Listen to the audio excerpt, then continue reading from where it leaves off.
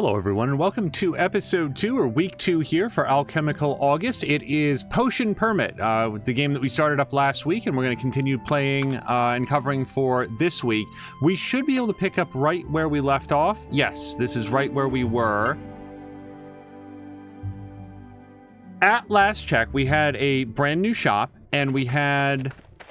I'm going to like adjust my character a little bit. He looks awfully sallow, just... Anyway, so we're supposed to go to the Primrail sale. What is GF? GF. I mean, we're supposed to get a fishing net. I remember why we're going there. Oh, something's happening. And hello to Caroluna, by the way. Hey, Angel. What do you think of how the new building looks? Isn't it great? This building right here? Rainer helped me to install some important stuff.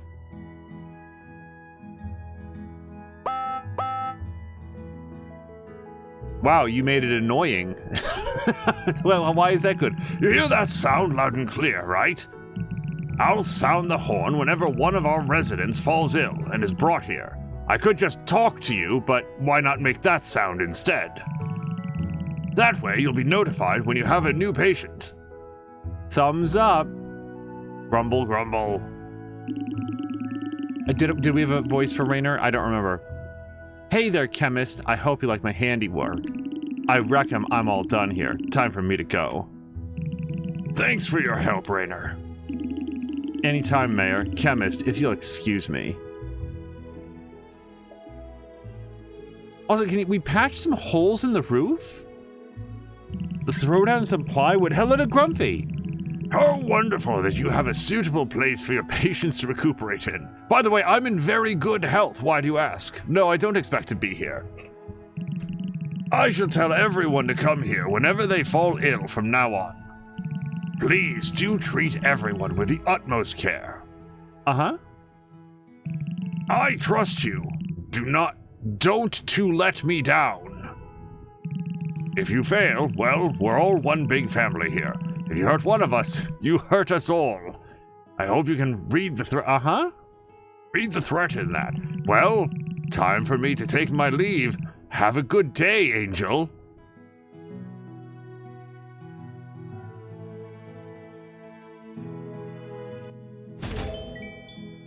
Okay, and hello to Grumpy. Grumpy, I hope that you had a great bike ride earlier. I think you said that you went for about 3 hours.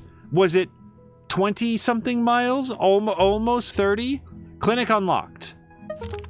Moonbury residents who fall ill will be brought to the clinic automatically. You will be notified clearly by a horn sound in the morning as well as a strobe light indicator. Wow, they really want to make sure that you don't sleep through it. You can also upgrade your clinic at the Balkan build. Each upgrade will serve to benefit you and your patient. Our dog seems pretty happy, but let's look. Let's give him pets. Let's give him food. Mushroom. Now, hold on. There's a dog picture here. Is that good? Or does that mean that he's already had somebody sick of it? Okay, no, he seems pretty happy. Okay, the 6F. I don't remember that. Go to Primrose Sale, GF. I have no idea what GF means. We're going to disregard that. We're going to walk over there rather than doing any fast travel, because what we want to do is see if we can talk to people, because we're still trying to make friends. How are you enjoying your stay? Have we never talked to her before? That was a very... We're just like apparently starting out at like negative anything friendship.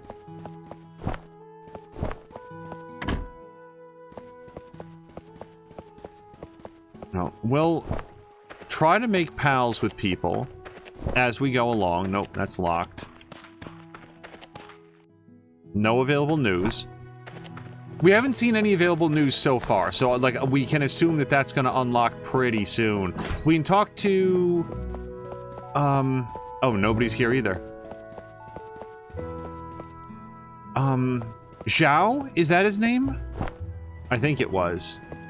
It is apparently very early on a Sunday.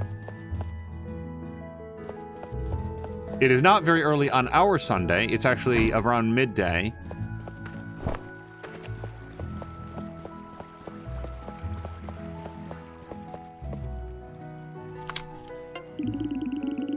So, you're from the capital. I hear there's an abundance of artifacts in the museum. Is that true? Oh, she actually sounds nice. Sorry, I should have given her the unpleasant voice. Chemist Osmond, the chief of police. Remember, I'm watching you. Hold on, we still should talk to him, though. I've already patrolled this area, but it doesn't feel right. I'll do some more patrolling just to make sure. Excuse me, Angel. I want to talk to these people that are walking by. There's so many of them. Hey, lady. Rue says, oh, is this the neighbor's daughter? Or sorry, the mayor's daughter? Mayor Meyer? Ah, it's you. Thanks for your help back then. I'm Rue, the mayor's daughter. Nice to meet you again. Wait, we have to get our very small green bar upgrade. Angel, what's your favorite color? Mine is red. I guess I don't give her my favorite color. I like it, even if it doesn't affect anything, I like it in games like that where you do get to select it. Have you met Kips, my cat? Just asking that question makes me like you more.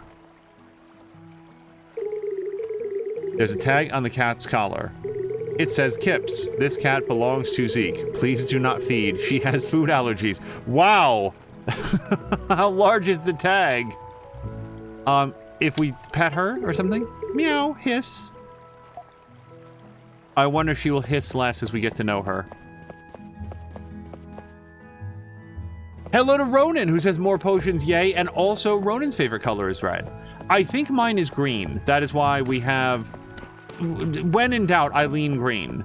I'm good with blue as well, but green tends to be my color. And I cannot pick any of these posies or whatever they are. I don't have basic fishing rod and worm.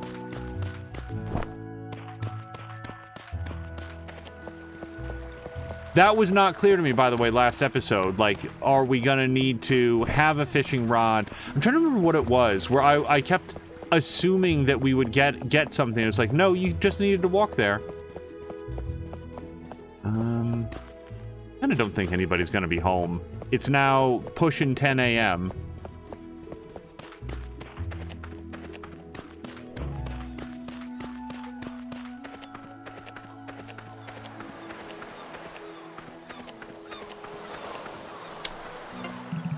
Otmar trying his best to do good. Move away. So I don't think that I have any gifts for anybody yet. Yes, what would you? Oh, did I talk? Hold on, did we talk to her? No, we didn't. Have you tried Yorn's root beer? I highly recommend it. There's at least 2 characters that talk like with this very nautical, like, Yar, good to meet ya. oh, there's one of them right now. I don't remember her name. Oh ho, a new shipmate, says Liano. Have you ever tried your hand at fishing? Nuh-uh. Ha, no surprise there. You think. There's a reason all you capital folks buy your fish from us, right? Well, take this as a welcome gift from me. Here's a fishing rod. You need a good fishing rod and a proper lure to start fishing. Come to me shop if you need more supplies. Now, you'll have to excuse me. I've got fish to catch. So we got basic worm, I think. Oh, and then now they immediately stopped fishing. Okay, closed on Saturdays, but not today. So let's see what she's got. Welcome to the Primrose Sale. Oh, it's ye matey. What do you need? Blah, blah, blah, blah, blah, blah, blah. A sturdy fishing net. We're all out of stock. Oh. Don't give me that look, or make that sound. If you're really hankering after one, ask Otmar in the first floor. It's him who used to make 'em. Maybe he's got a spare. If the tides favor you.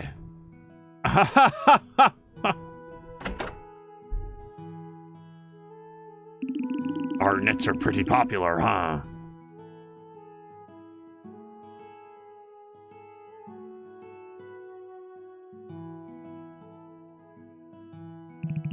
Hello, Angel. Why you here?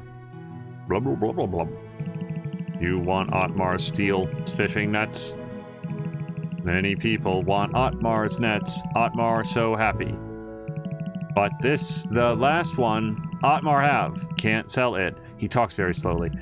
Maybe Angel trade for something? Need more stock for the beach cafe. Honey and seasoning for tasty corn.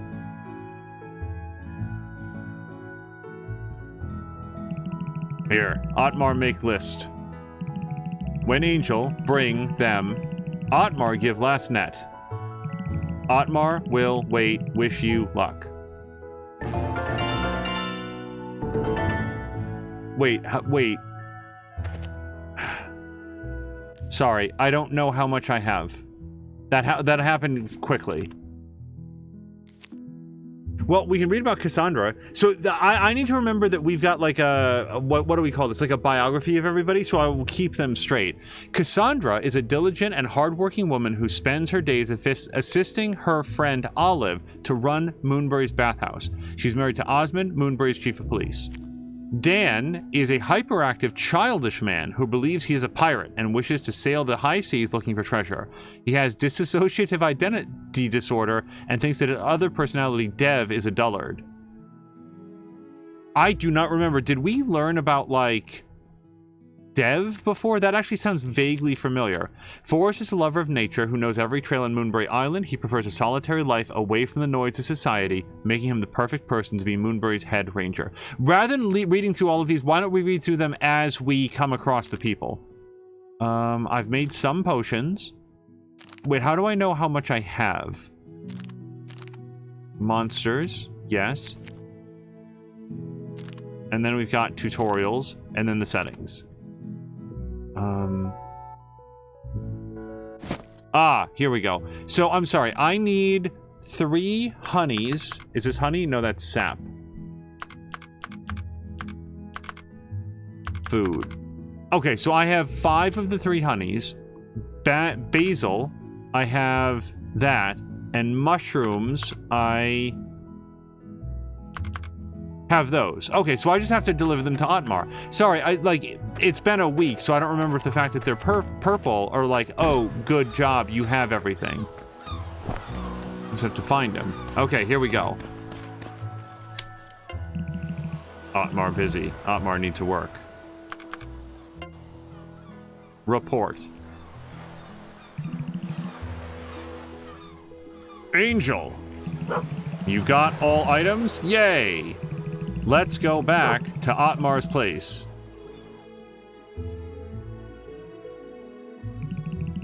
There it is. Here, the fishing net is yours. Hope Angel happy with it. Uh-huh. Wow, like all the work that we put in last week. Remember last week when I was like, any day that I'm not expending my stamina bar feels like a lost opportunity? That's what I'm talking about. Like, we made really good time on that quest by accidentally doing it in advance. Speaking of which, so we want to go here in order to clear the thing, but also to get more stuff, right? Like, we just gave away all our mushrooms and everything.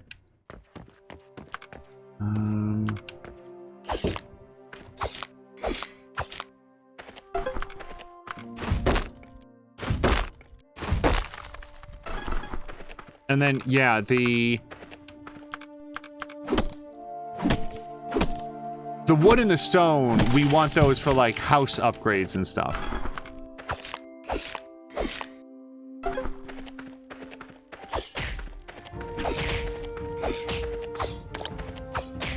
Yeah, we tried leaving those little bugs alive, and nothing happened from it. Wait, Grumpy is scurrying away in train. I lost my car in the parking lot, so today I am the idiot making his car honk with the remote. I would say but Grumpy, how many times does it honk? Like once or twice before you find it? I would not feel bad about that at all. Like if anybody feels annoyed by beep, then I don't know what to tell them.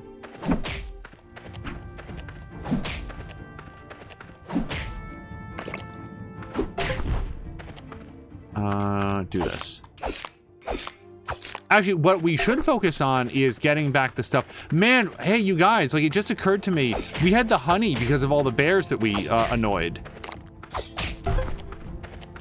I almost didn't fight any bears last week because it was like, no, we're definitely gonna die.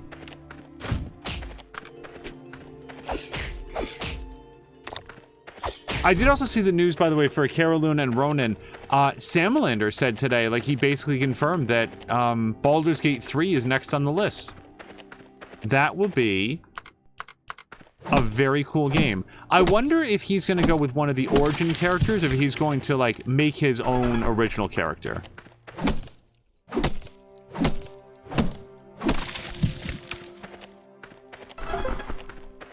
Yesterday, we did the premiere, what was technically an audition stream, but we can call it a premiere now stream, of Horizon Forbidden West. That game was a lot of fun, and one of the things that I declared and then did, in fact, was I'm not going to just pick up everything I see after the point when I actually need it for anything. We can always get some more crafting materials later. Like, I'm not going to leave stuff just, like, lying about, but if I'm full up on the wood that we need to craft, like, basic stuff, and there's just, like, wood everywhere in the world, then why bother? You know, I can just come back later and get it if I need it then. It seems to be in high abundance, so let's save some time.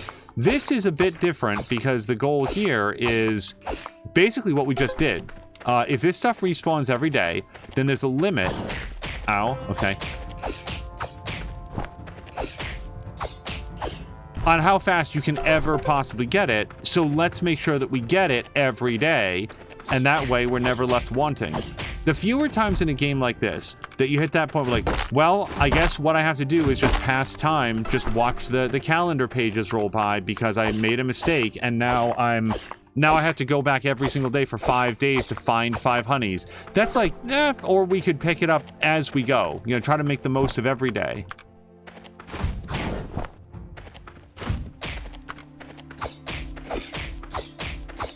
These bears really give up after that first swipe. Oh man, they didn't die instantly? I must not be a very good bear. Let me get out of here. Hello to Wood! Wood, I hope that you've had a great Sunday so far. Hold on. Maybe someday I will learn what the order of the tools are, so that I'm faster about going left or right depending on which tool I'm trying to get to. But for today, it's still going to be a little bit of, oops, too far. Oh, have to click it a second time. Wood just woke up. Well, Wood, I hope you had a great night's sleep. I did not sleep well last night. It was partially like a large storm that rolled through and partially just not getting the best night's sleep. Sorry, I'm also looking for exactly where the landslide is because that was over here somewhere, wasn't it? I bet the map will show. Or, oh, wait, so first of all, it's right there. Secondly, it's also possible that we have to talk to the rangers at the ranger station, not just bring it directly here. Oh, they're gonna, hold on, you guys, good news. They're gonna charge me $1,500 to fix their collapsed wall. And by the way, all of my stone, and a lot more wood than I actually have. Why don't the rangers come out here and participate at least a little bit? Or is this my share? Like the rangers, if the rangers are also paying out of pocket to do this, oops. I am out of juice, and it's 1,800? I mean, I definitely need the wood. We want to go here, food, nom nom nom nom. Okay.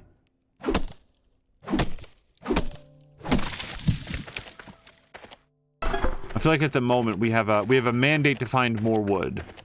because now we know that we need that in order to progress the thing. I don't want to...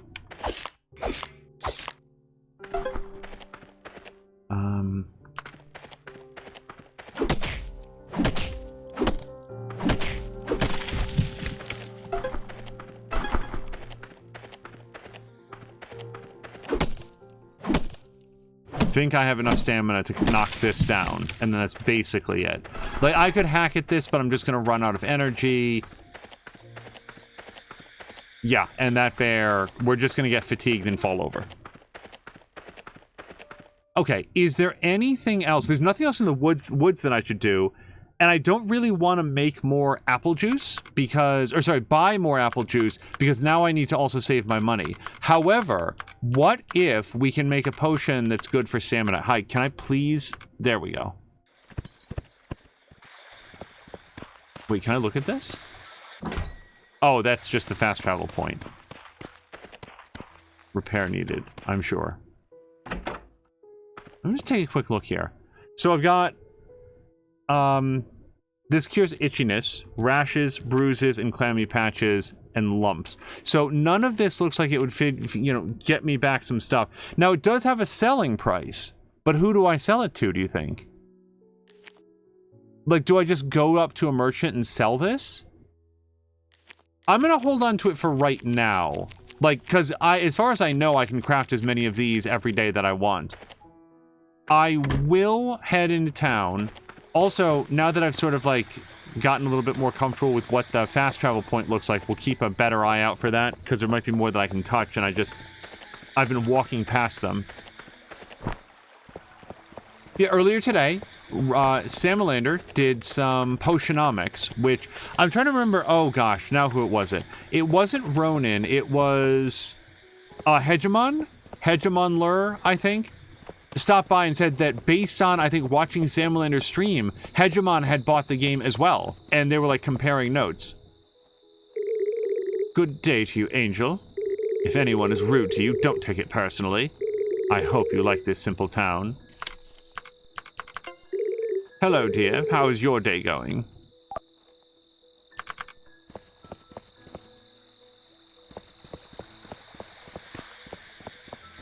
No, everybody's locked.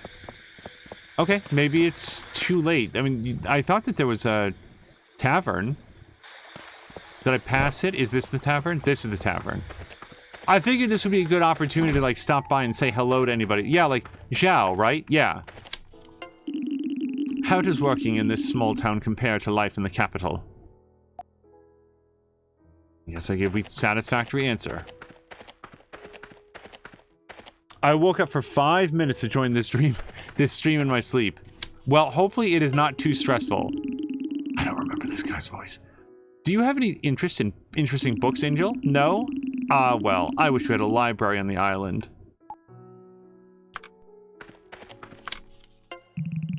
Visit the tavern whenever you're free. Our root beer is famous around town. Now, I'm curious, hold on. If we went to shop, I do not see a sell item. Now, I will say this, the apple juice is awfully cheap, but I don't yet understand my vectors for making money, except to hope that somebody gets sick. So I guess, like, my solution to this would be to pass out free samples of, like, iocane powder or something, and let nature take its course, then we'll have plenty of people. Hey, scallywag. How about an arm wrestle? I'm yanking your anchor, you landlubber. You don't have a chance. Okay, this is Otmar. Oh, we talked to him already. Okay. Let's try whack-a-mole at least once.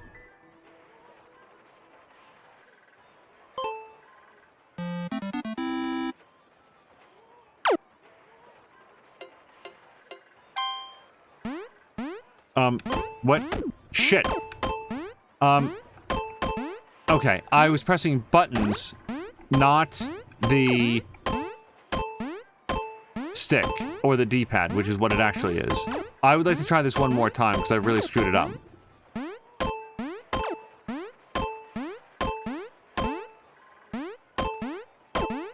Shit.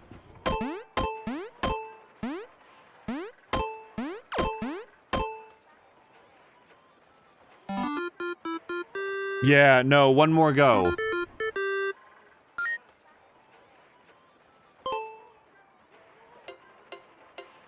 Just pressing buttons last time. Now we're gonna do D-pad the whole way.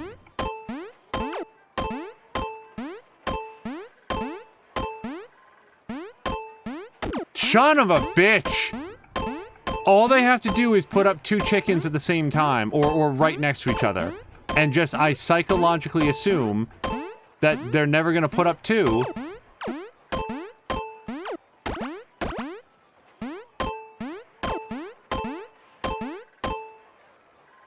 $3,800. I think that's... It's either 38 or 3,900 is the best I've ever got. I think a perfect score is 4,000. Okay, no, we're good. Okay, that's enough whack-a-mole. I did talk to her, didn't I? Okay. Just double-checking. One of the reasons we came here was to meet and greet, and we met and we gret. No. Alright.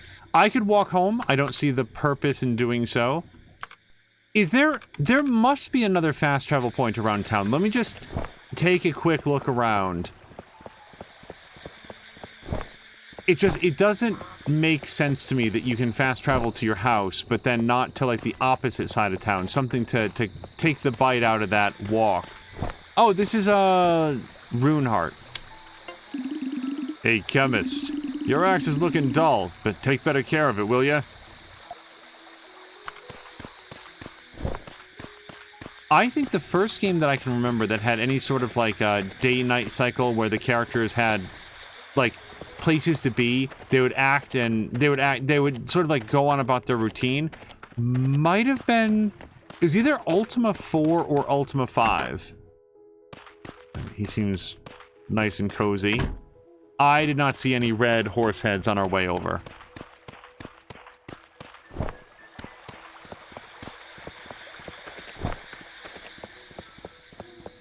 We already talked to Liano. We already talked to Otmar. There's no items available.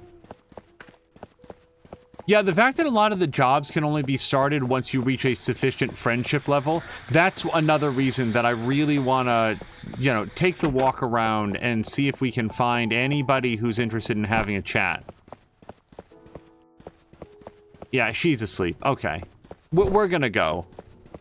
Home. Here. So I know that we can make money by working at the clinic and curing people. It heavily implies that we can make money by making potions and then selling them. I just don't know who the buyer is yet. So maybe at most what we'll do is make 1 potion and then see who will... Oh, hold on.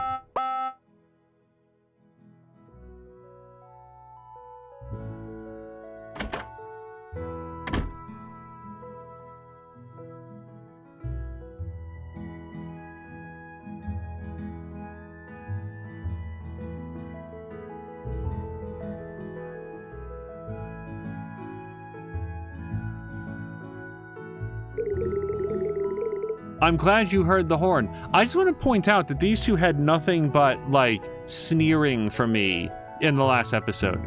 I'm glad you heard the horn. We've gone ahead and made the patient comfy in one of the free beds.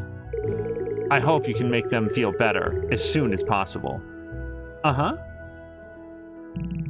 If you can't, well, we'll have to take them to Mateo instead.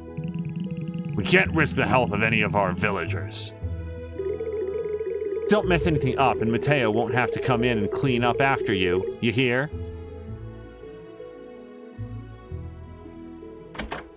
Ronan is saying, I wake up early on the weekends, join the Angel stream, and then drift back to sleep for a little bit more. Become a good routine. Ronan, I am happy to provide it. The good vibes and the relaxing atmosphere. That is, if that's what helps you to doze off, I'm absolutely here for it. When a resident falls ill, they are moved to any available bed in the clinic. You must treat them before the remaining days icon above their head reaches 0, and they are moved away from town for further... Wait, they can leave forever? I don't want that. The remaining days icon will change when you successfully treat your patient. They will spend another day resting and can return home the next day. Okay, let's assess. Oh, my right foot feels weird. My right palm feels weird. Okay, so his right would be my left, isn't it? The goal of this minigame is to correctly remember a sequence of inputs that appear one by one on the screen. You will not get points if you enter the wrong code. Your performance during this minigame will affect your patient satisfaction level. Yo, we have to play Simon with him. I will do my best. I suddenly want to go in the other room and get a coffee. We'll do our best. Down, up, left. Up, left, down.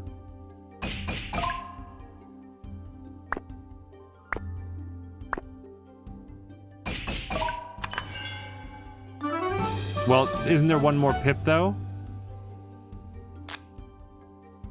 Okay. So, he's got some rashes, and then we can do this.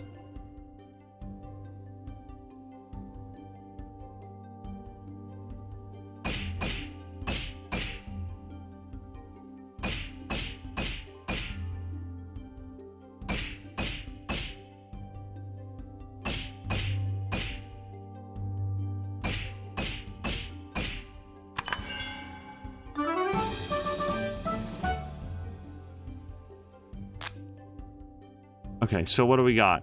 So we need a cure for itchiness and a cure for rashiness. Itchiness and rashiness. Okay. We've only got 4 days to do it.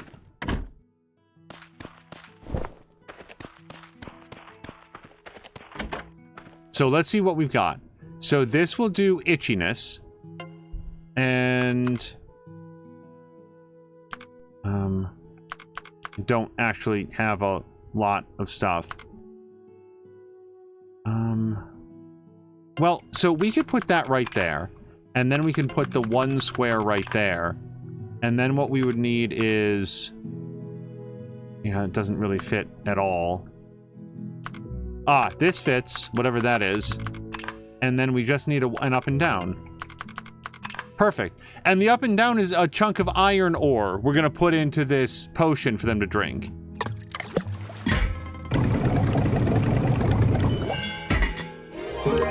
We just dunked our iron ore into the washing machine. Okay, so now we have itchiness, now we need rashiness. So we're gonna do this. We've not done this one before. So let's... yeah, that goes somewhere. And then we can put this one in here. And then we only need the up and down, the 2-point up and down. I've got 17 of those and 5 of these. So let's do the 17 of these.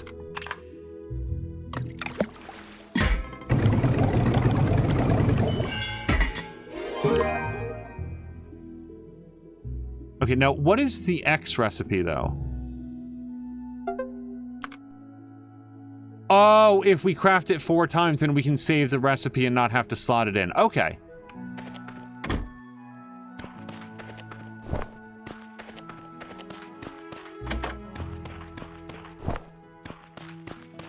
Here's your cure. 6:30 in the morning on your first day. Seems like pretty good at my job, wouldn't you say?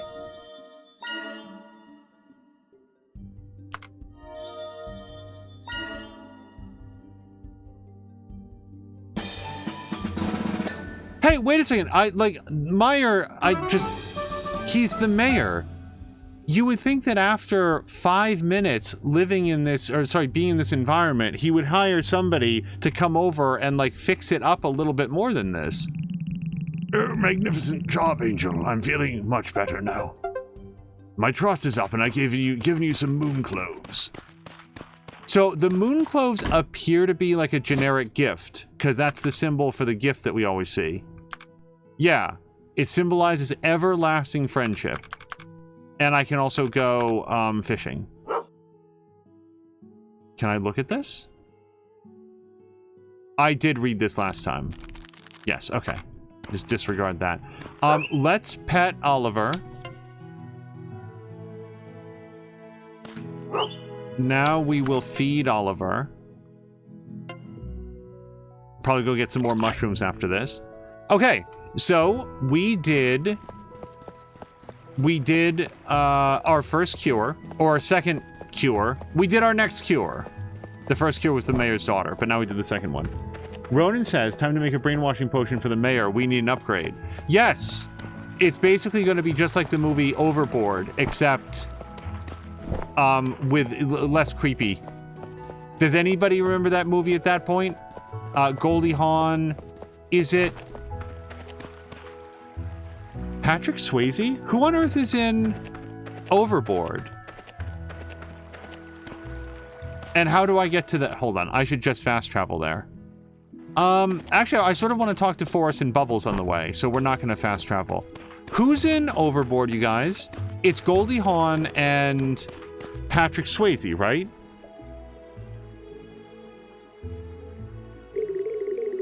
Hey, are you looking for something? We're selling materials we gathered around Moonbury. If you need any materials urgently, feel free to come by. We will periodically update the list of materials over time, too. Uh-huh. It was Kurt Russell. Okay. The Rangers gather materials around Moonbury Island and sell them at their post. It's a go-to destination if you need some extra materials for your potions.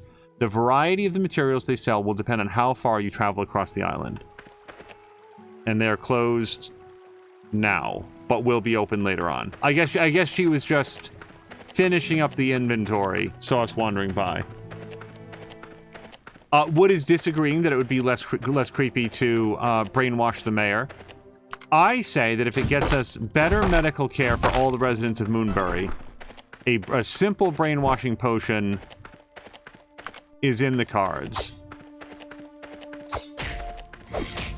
But moreover, I feel like he would... Yeah, we need lots of stone and lots of wood.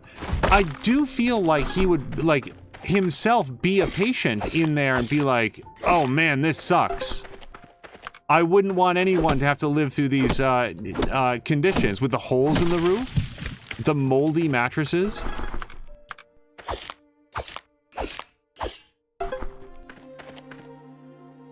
Oh. So I said Patrick Swayze, it was Kurt Russell, was in the movie.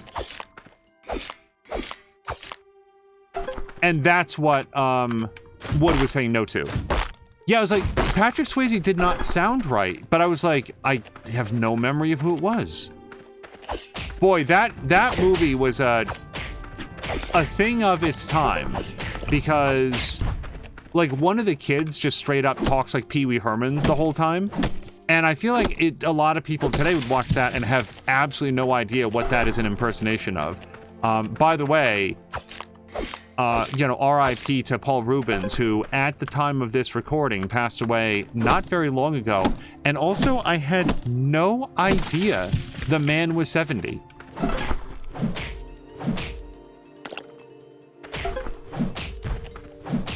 Apparently passed away of cancer and just kept it to himself all the way through to the end.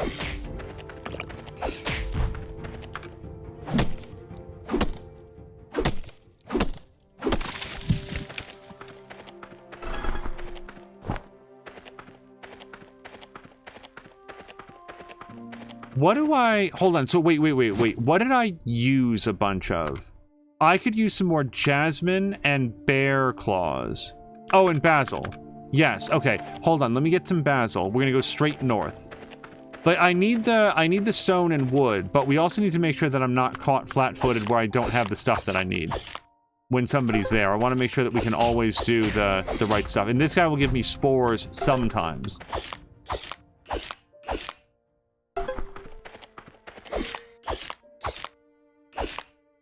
And then, last Christmas, Mia did a watch party for... So, Lindsay Lohan was in it, and probably some other people that I'm just forgetting right now. But it was basically, what if the movie Overboard, except it happened at Christmas and Lindsay Lohan was Goldie Hawn. That was basically what the movie was.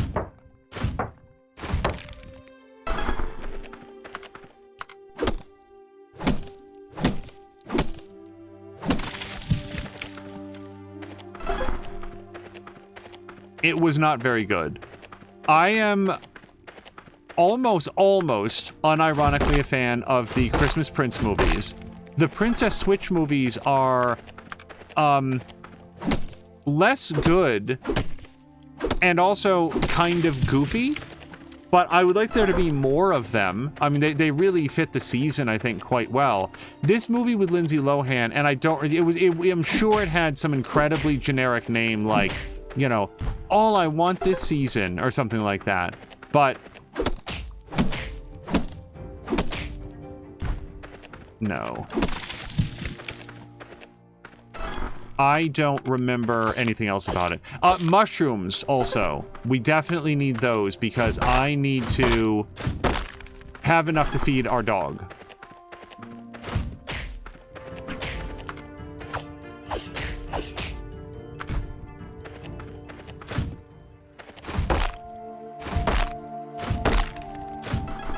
Oh, hello to Jelly Buns. Wait, why do I say, is it supposed to be basil or basil? I think I covered this in the previous episode. Isn't it basil if it's like a person? Jelly Buns, I hope that you've had a great weekend so far. Or I hope it's improved, because you were sharing earlier that maybe it wasn't going super well at first, but I hope it's better. One more? One more? One more. Okay. I think that we're exhausted now. So, it's 14 o'clock. I can't do very much more here. We might as well fast travel. Have I never gone down here? Or is that as far as we can go? We might as well fast travel. That's Forest House. Oh, and I didn't talk to them. I specifically said that I was going to talk to them, and then they weren't, like, immediately on the screen, so they slipped my mind. We got a real problem with object permanence. Oops, sorry. Please don't be going out late at night. I'd hate to find you exhausted in the wilderness. Still kind of not feeling great, but got a bit better. I'll get better in a few more days. I hope so, Jelly, and I wish you a speeding towards feeling better. Try to avoid leaving town at night. There are many wild animals lurking around after dark. So I am going to take a look to see what they sell. Hold on, shop. So we can straight up buy the alchemy materials, but not the crafting materials. That's Forest House, but we just met with him. Is this a... Oh, look, it's a little rabbit cage.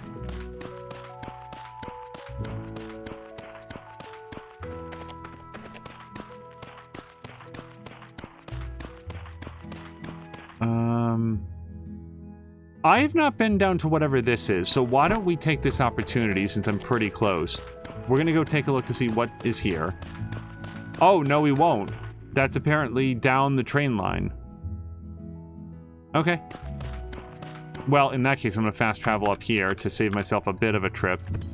So, the mayor, I guess, is going to stay... He either stays in bed today, or he stays in bed through into the next day. Like, he'll be there tomorrow as well. But we've already cured him, so that's good. I don't really want to spend money, but I do want to talk to him if he's here, and he's not.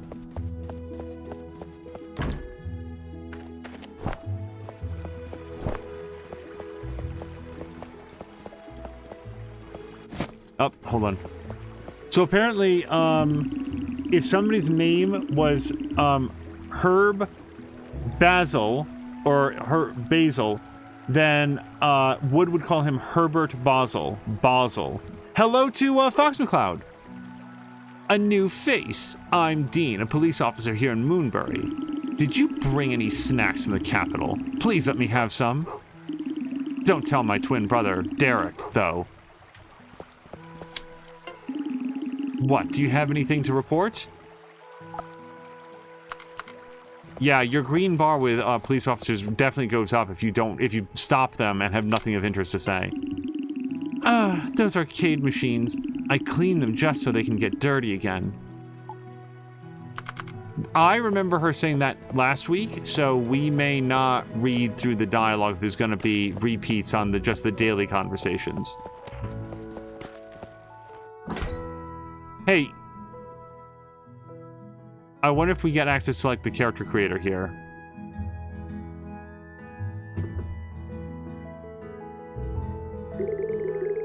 Oh, I do apologize. I just can't believe what I'm seeing. Your appearance is so dull.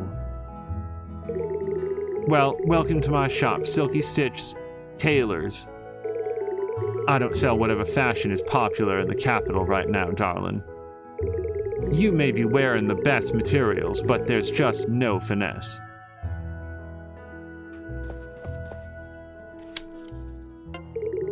Excuse me? Are you free right now? Was that a question to me? Martha or Open? Let's talk to Martha. Let me know if you need any help around the town, especially if you need directions. I got lost a lot when I first arrived.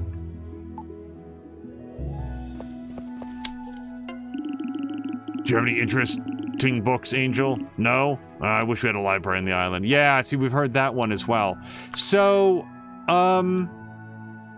wait, we haven't even met this person, I don't feel like. Hannah? Oh, my hair? Fabulous, right? I dyed it myself. So, like, I don't know what good the gifts are unless we use them, so I want to give the gift. Her green bar is lower than some of the others. Is this really for me? Thanks. Oh, wow. Okay. Maybe I should have looked for somebody whose friendship bar was even lower. So, I could fix our sort of, like, weird yellowy skin that I didn't really intend. It doesn't look like it costs anything.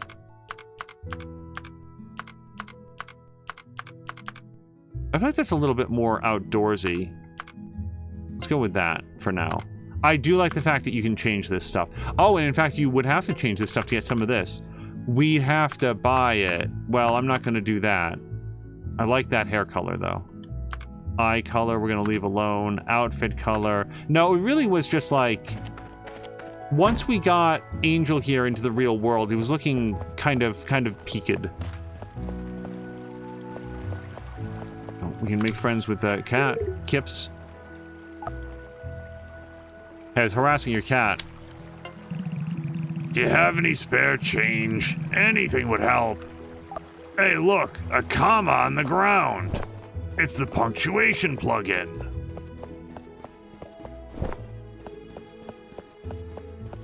Okay, she's napping. It's 1700. That doesn't feel very late, but maybe she had a long day.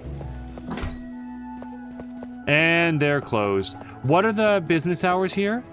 I feel like I need to clear the thing, the blockade, before I start spending money on other stuff.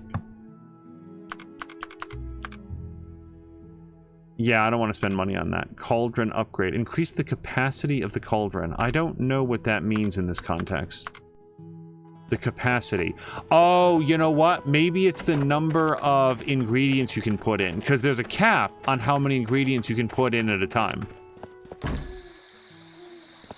But I feel like, at least for these simple early potions that we're making, they are... It's enough. Like, it's big enough. This is Xiao Zhao's. We don't have anything to do here.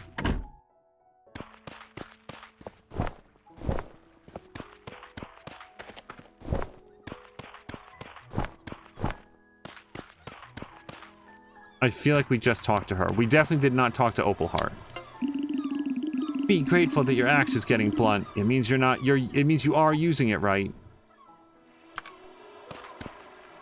Mars Cafe is closed. I wouldn't expect to see... Oh, we could go fishing for a bit. We haven't even tried that. I'm busy at the moment. Let's speak another time. I like the fact that you're going to leave me alone now. Otmar should catch more fish today.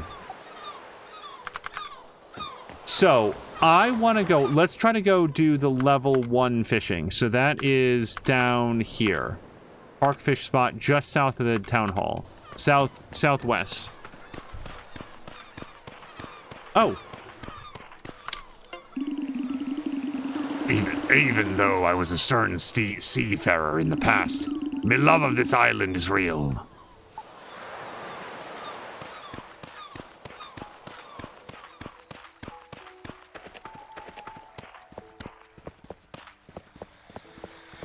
I wonder how deep the fishing stuff is going to go, because, you know, there's some games where it's like... Oh, I want to be much more south than this. There's some games where it's like, oh, if you fish while it's raining at night, there's different fish than if it's raining in the morning, or raining not at all. Did I talk to Zhao today? I did not. Everyone is doing their best for this town. I'm grateful that I'm not alone.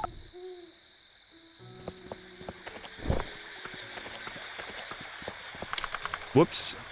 I was trying to roll. And we are going the wrong way.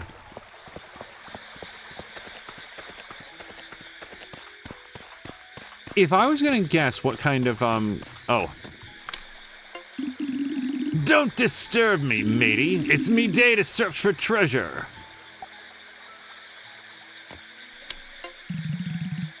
This is the tavern when you're free. Root beer's famous.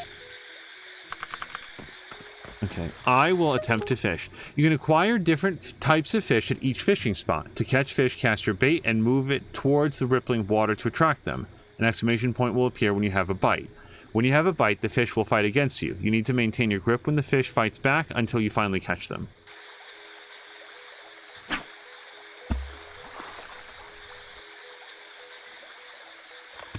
Okay, what...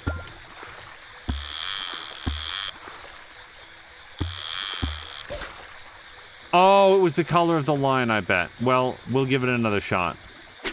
I bet I lost the bait as well.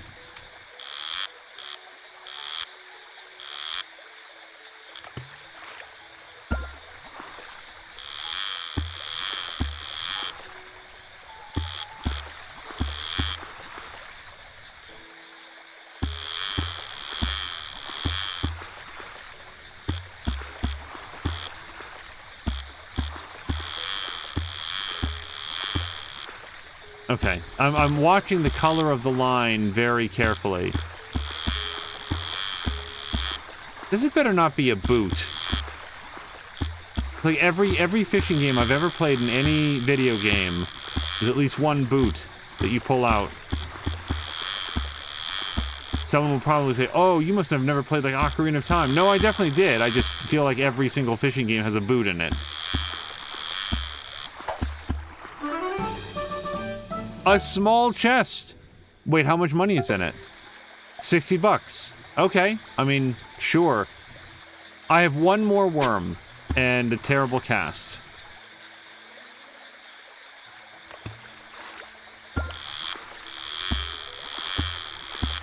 I would like to end our fishing session by having caught at least one fish. That would feel good.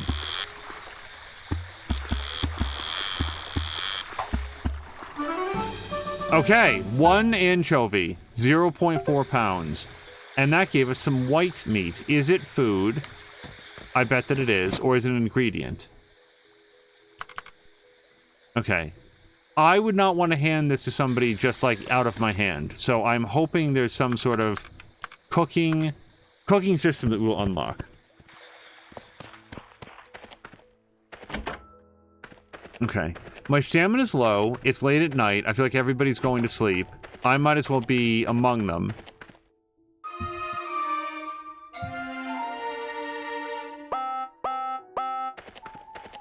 We have a new patient. And I'm glad for it, because we need the money. I've got $870, but we've got a lot of stuff to spend on.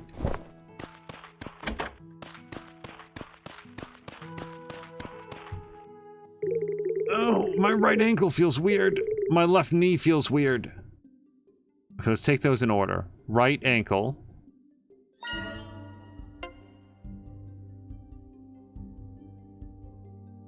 I will do my best.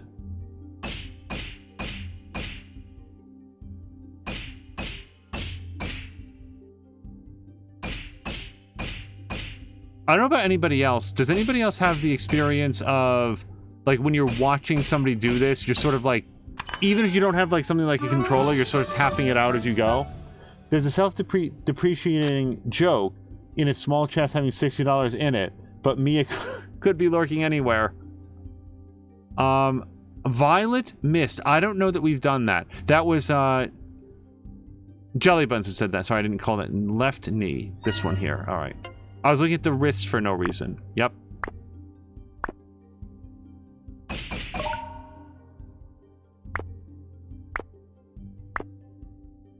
I don't want to mock this as being easy, because then it's going to get really hard. But so far, I feel pretty good about it. You know what? Maybe the 2 diamonds up at the top, maybe those are your possible mistakes. Like, you have a little bit of a thing. So we need relaxing balm.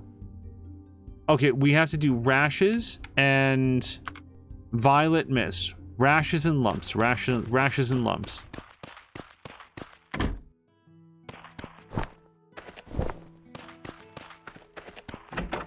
We'll do our best with what we have. Rashes. So this should be pretty easy. We did it once before. Let's put in some of this. And some of this. And some of this.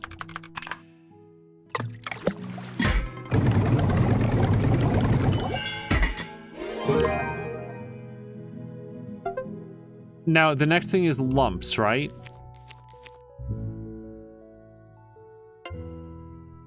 Okay, we haven't done this before. So, I like putting in the bigger pieces first, I think.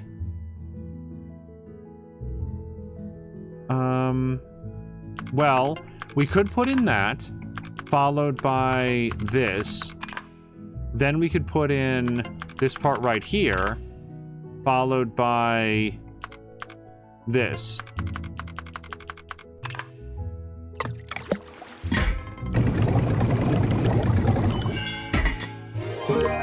But like the 5 pips, yeah, I think I can gesture with the mouse. This over here, I think that's the capacity of our cauldron. So if we upgrade it, then we will be able to fit more stuff in there. Although right now, being able to put in like the fewest number of parts to get it done feels like a good strategy because it preserves, you know, what else we can do. All right, we're gonna take a look to see what resources well, after we give this to her. Let's not count our cures before they're administered.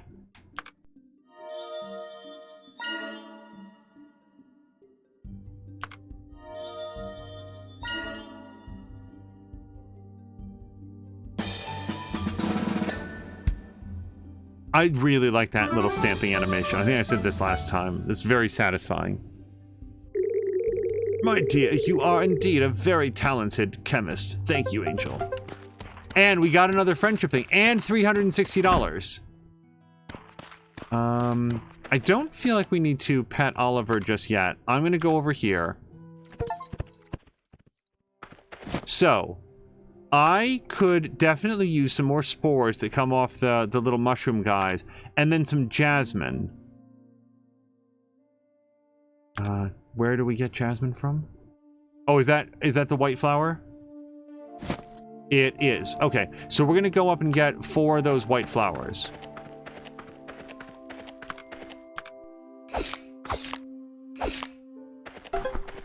And some mushrooms as we see them, because those are food for Oliver.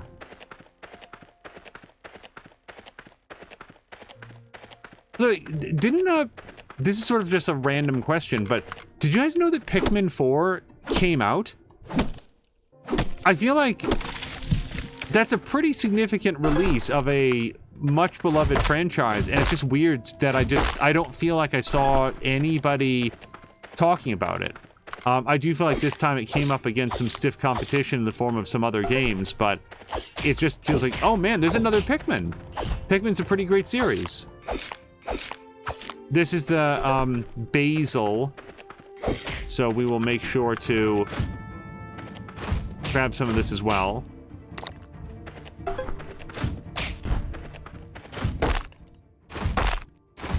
I have not lost track of the fact that we want the jasmine. It's just we also want some basil. It's not like I had a ton of it.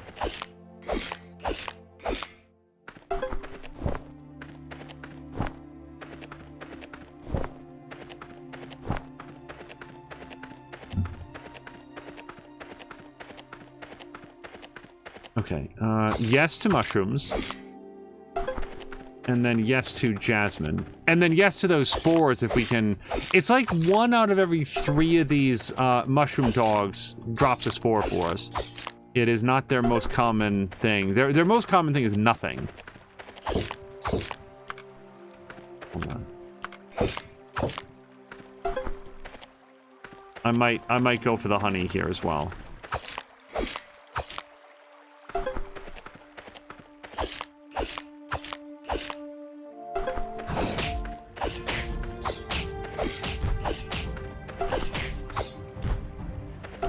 Hitting 2 dudes with 1 swipe, or like hitting the tree and a guy, I really like it.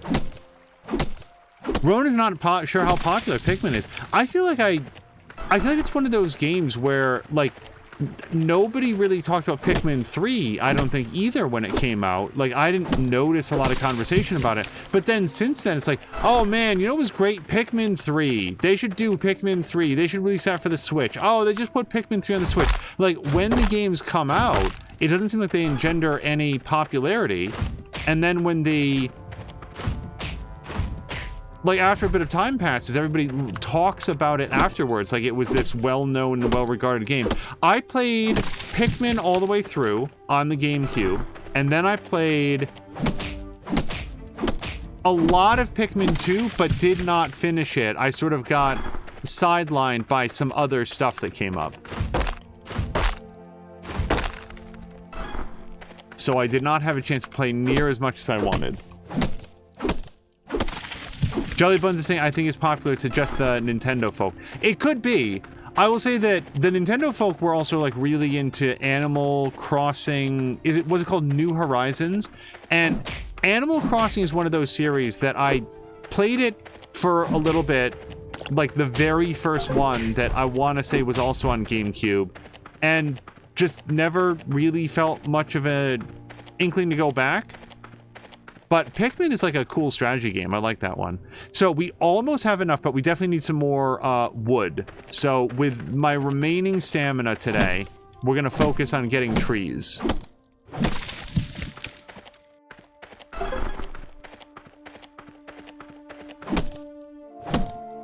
Hold on, let me see if I can get this. Hey, come stand by the tree again.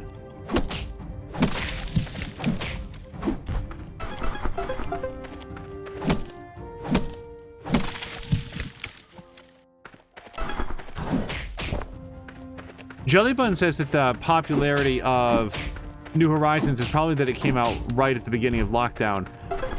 I think that definitely helped it tremendously. It is also like Animal Crossing is also just like in my view, a little bit of a curiously popular franchise. And I do think that the other thing that New Horizons did is that you could like oh, hold on, Oliver's not doing good. Hold on, let's give him pets. And then let's give him... Nope. Hi, Oliver. Let's give him some mushroom.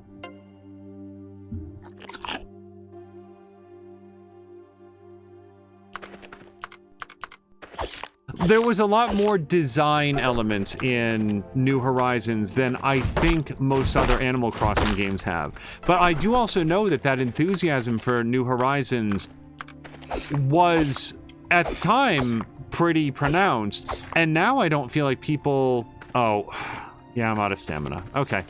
Well, we're gonna call it there. I don't want to have any apple juice or anything. Is there anything else for me to do here today? I don't think so at all. So... I might go to Otmar's and see if we can get some more worms for the fishing spot.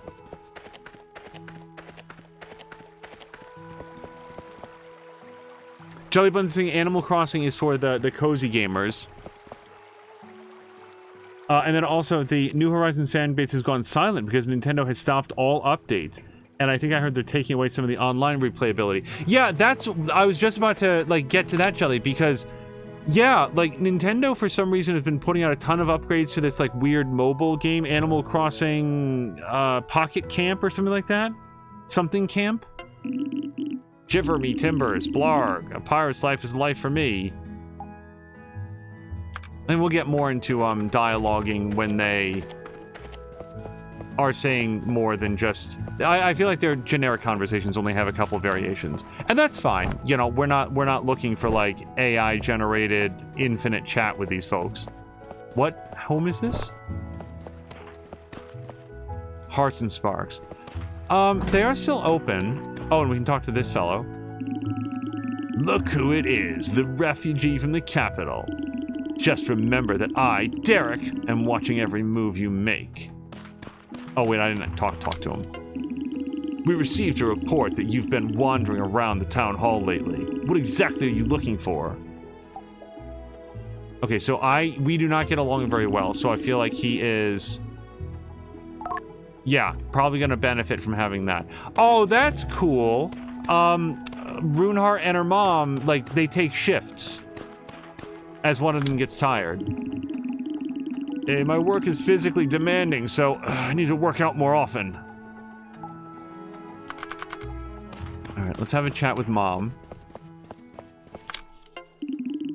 Being disciplined is the most important thing you can do to improve yourself. Stop being such a sloth. She'd better be saying that to herself. She can self-motivate like that, but don't go calling me lazy. Hold on. I am trying to... I at least want to look at the shop.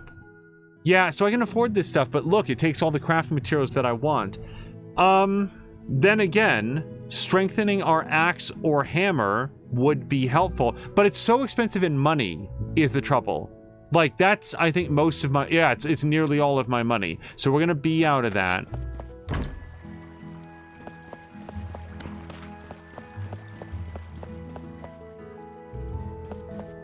But yeah, Nintendo's behavior sometimes is very confusing to me because they are a company of human beings, and people who work there go online and they see people playing a lot of Animal Crossing, New Horizons, and they see the enthusiasm for more of it. And then apparently those same people say, well, we're going to do this Animal Crossing Pocket Camp or whatever it's called. And we're going to pour a lot of time and energy into supporting that. And New Horizons, which we built around this idea that it could be updatable for the long term, we're just not going to do any of that. It's similar to Red Dead Redemption 2, where it's like, with that one, I feel like what happened was, well, we'll talk on the path here. I mostly wanted to see if we could... Even though I was certain... Yeah, my love of the island is real. Okay. Can I shop? So the worms are cheap. I would like to buy 5 worms, please. I'm gonna splurge on 5 worms so that we can go fishing. Rainer we'll talk to. A chair, I'll have you covered. Otmar busy, needs to work. Okay. Let's head over to the fishing hole. Oh shoot, what was I forgetting about? Wood is saying the grind is real. Is that about the Animal Crossing? Because it's a mobile game, isn't it? The one that they're supporting? Which is like... Oh... So, people who bought New Horizons and paid retail price for it, their support is at an end. But people who started playing the Pocket Camp, or I just don't remember what it's something camp. Oh, what is saying for this game? Well, hold on, we can talk to Hannah. Hi, Sugar. Hope you're having a good day. Okay, let's talk to these folks. Today is so boring.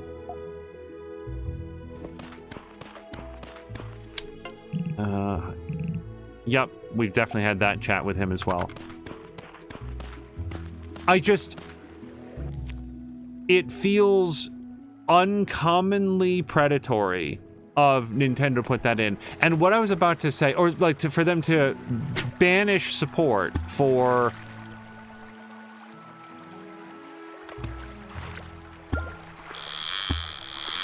Sorry, I'm forgetting names.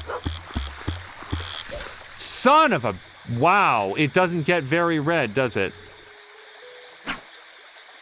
Nintendo usually seems like they're a company that's sort of like doing their own thing. So when they do something that feels very much like what other developers do, or so other studios have fallen prey to, of we're going to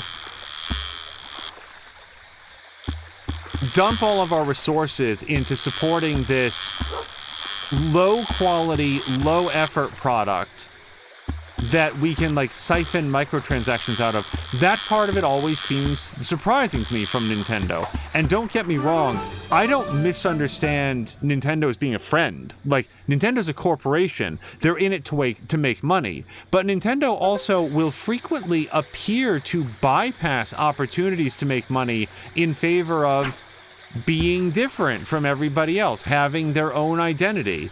And it seems to me like most of the time, Nintendo's identity of doing their own thing and being pro-consumer and pro-family and, you know, designing these kind of oddball systems that definitely set them apart from their competitors, like the Switch, works out very well for them. I will... Can we do one more? Yes.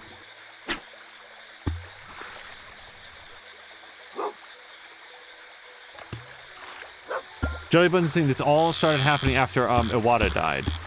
He was the former Nintendo president who like took a personal pay cut, wasn't it, to like avoid layoffs? If there's some other truth of that matter, it still remains a masterstroke of PR that is what a lot of people, myself included, will pretty much always remember that guy for. Okay, a half-pound anchovy.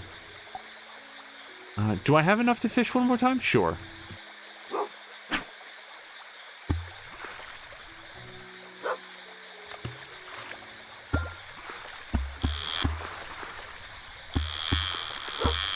Yeah, when they do the tired face, these fish, that's when you can really get a bunch of distance done reeling them in.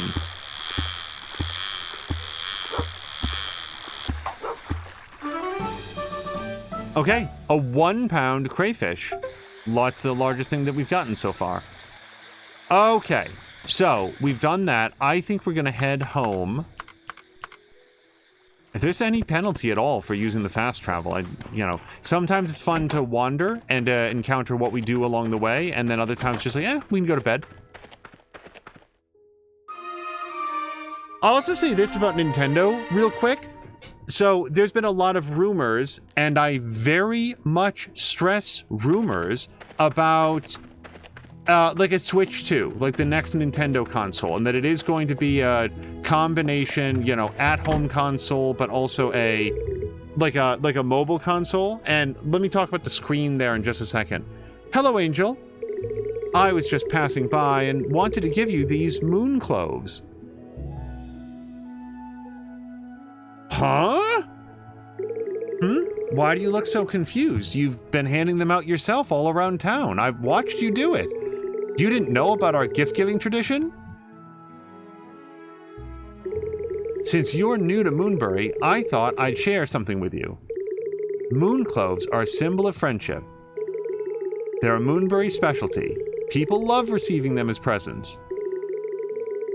We give moon cloves to our friends to strengthen the bonds between us. Why don't you try it? Is there anyone you like? As a friend, I mean. I hope we can all be friends. See you around, Angel. Uh-huh. Yeah. Hold on. I very much need to have a drink here.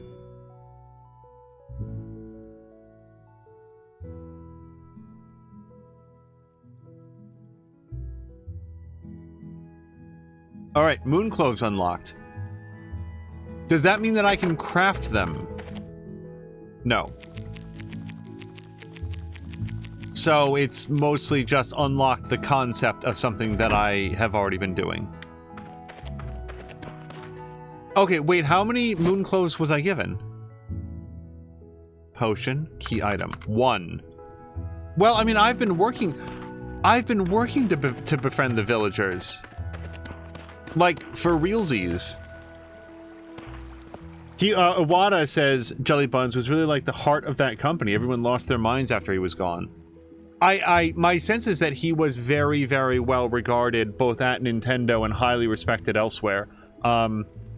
It would not surprise me to learn that he was also like a strict boss and had very high expectations and sometimes would come across as terse or curt or even rude to subordinates. I'm not saying that any of this happened. I'm saying that these things are common in business, especially at the level that this guy was. I heard from somebody who was there that Shigeru Miyamoto, big smiling guy, creator of Mario and Kirby and Donkey Kong and all these other like beloved franchises, who comes out with his R-Wing and his sword and shield at E3, and he just seems so bright. Yeah, there was one, have I ever told this story before? There was one E3 where I think he went to show off the Motion Plus controls of Skyward Sword, and due to the amount of radio interference in the room, or at least this is what Nintendo blamed it on,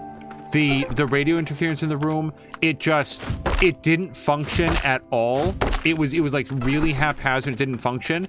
And I heard from someone who was there, not a personal acquaintance, but somebody who I would trust a great deal, that they were actually at the event and sort of like in the back room on their way to an interview after that presentation. Was like, he didn't even know what had just happened, but he was there. And Shigeru Miyamoto primarily speaks Japanese. There's some, I feel, uncertainty as to the degree to which he does understand and speak English, but his primary language is Japanese, and said that he was apoplectic after that. He was really, really angry walking past with like his entourage after that. And I can, by the way, understand. This is not an anti-Miyamoto story. When you're up on stage, an international stage, mind you, to show off like this flagship product and it doesn't work, there's no excuses for that. There's no like, oh, a lot of radio interference. It's humiliating, and it gets your product off to a wrong foot. And if it does work properly, which, by the way, Skyward Sword, the sword controls in that worked fantastically when they were finally released, it still gives you an uphill battle to climb. So just because somebody has high expectations doesn't mean that they're like a bad person. And I feel like that's something that I see a lot. Oh, hold on. Oliver, come here. We shall give pets. We have to whistle again to give him his mushroom. Here's your daily mushroom. And I only bring it up here because maybe Iwata was absolutely like this kind, gentle, and patient person who was just like, you know, drifting on the lily pad of tranquility all through life. But it seems to me generally more likely that what he was a potent and forceful voice for what he considered to be right and moral in the world, which was probably a lot of, let's make Nintendo a lot of money, and one of the ways in which you can make money is by treating your employees well. You can't make products if you don't have a staff. You don't have anyone to sell your products to if no one is employed. These are, in my view, extremely basic economic principles, and ones that he at least outwardly appeared to believe in. Hold on, because we want to take a look here. I could really use some more spores, and I could use some more jasmine. So let's go get some more jasmine. And we'll fight these mushroom dudes as well.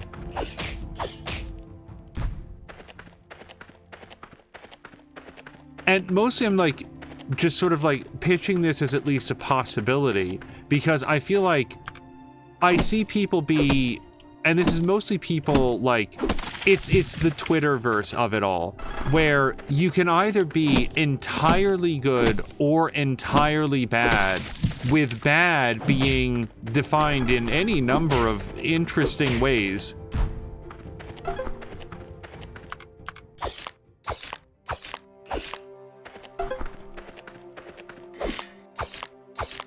I feel like in real life, people are, you know, complicated beasts who act and react in a variety of ways for reasons that may not be immediately apparent, and it's important to try to look at the whole of the person with the greatest weight given to what did they do?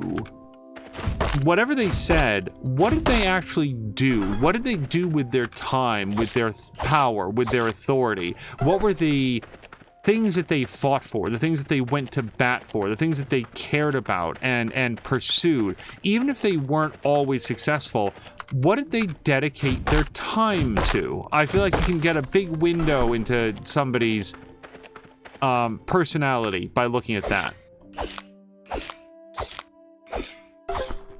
Yeah, as Jellybun says, bad on Twitter means I said something that someone somewhere could take as problematic in literally any way one time.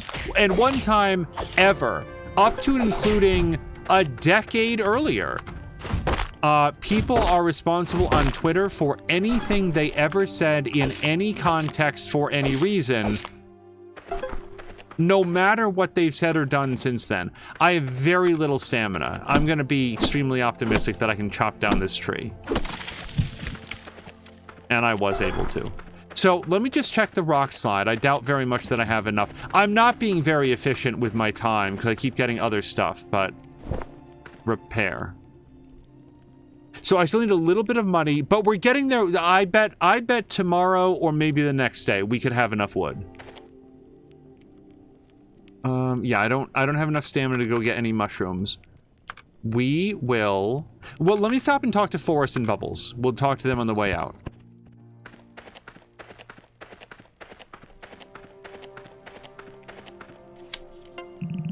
It's not only raw materials that grow in the wild. You can find some edible items as well. And if I was to make friends with somebody, I feel like Forrest, like the lead forest ranger, based on what I do for a living, he seems like somebody you'd want to be tight with. I don't understand why you're so kind to me, but I'll treasure this. Bubbles is here. We'll talk to her. Any particular materials? Have a look around, but be careful. Okay, so we've done that. Let me go to here.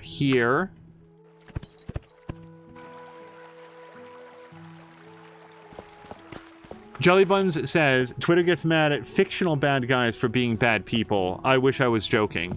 I've seen it with my own eyes, Jellybun. So yeah, I absolutely know where you're coming from on that. Greetings, Angel. It must have been difficult becoming a chemist. I hope you have a good day. I feel like her job would be a hell of a lot harder than mine. I go out into the woods and I hit rocks with a hammer. She has to polish these same tables and deal with, like, basically anybody wanting to talk to her about anything all day long. She's never allowed to say, "Can you leave me alone?" I just saw the mayor go downstairs, so I want to talk to him as well.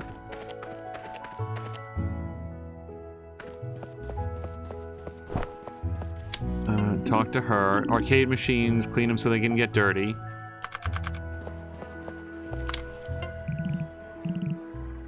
Yeah, they mean you no harm. Yeah, so we won't worry too much about, you know, we'll get our next story beat. So here's what I'm hoping will happen tomorrow.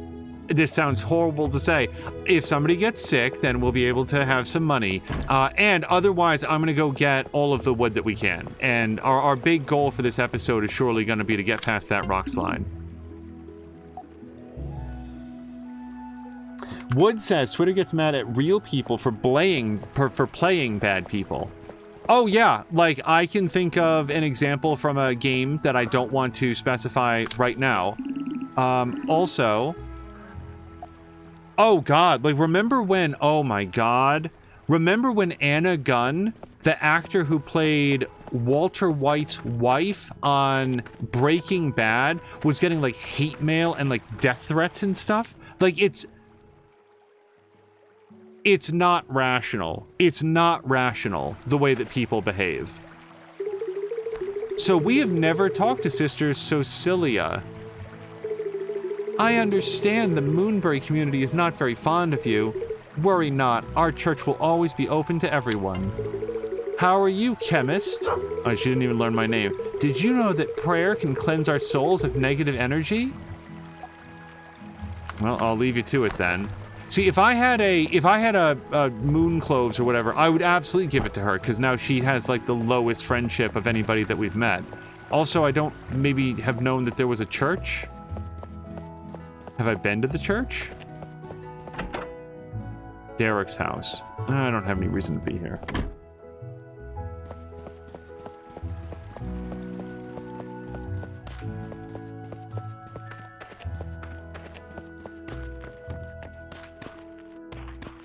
Well, we've definitely never been up here, and that's the church, by the way, that I just passed. Don't disturb me, matey. It's my time. It's me day to search for treasure. I feel like in addition to expending the whole of our stamina bar every single day, just like trying to catch up with whoever we can, wherever we can, just to have that quick chat to work up the friendship is something that we want to stay on top of.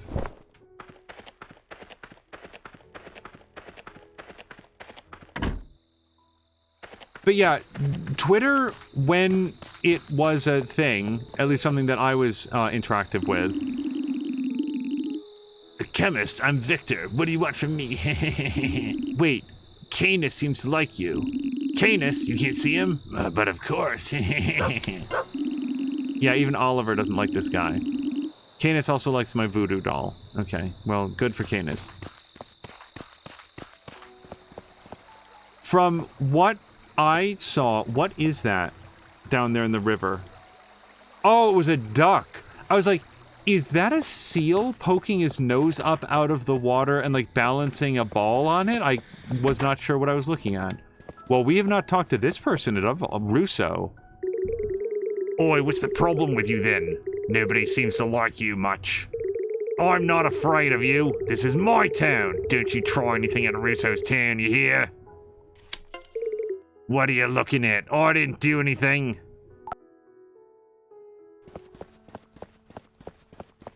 Yeah, again, my experience on Twitter was primarily defined by witnessing. I went out of my way to not interact with either these two groups at all.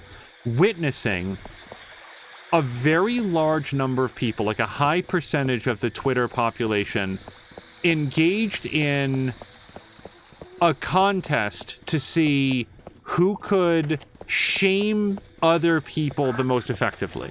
For whatever it was, whatever the topic du jour was, who's the main character on Twitter? This was like a contest every single day. Who's going to be the main character that we all pile on and attack and try to get fired from their job? So there was that group. And the main character was usually somebody who had posted or done something completely unremarkable.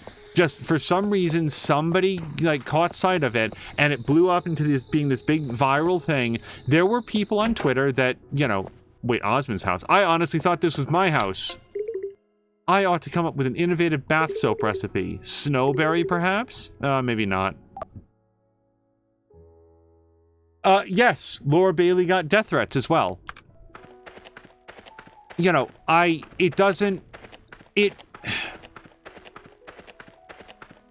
There's something wrong with people who behave that way. Like, I don't know what it is, but there's something not firing correctly. Apparently, we've not been in the fire department before. Or, sorry, police department. Cutscene here. Oh, hey, it's you. Huh? Got a moment? Well, we've decided we need some assistance tidying this place up. So I'm looking to take some help on. You see that board over there?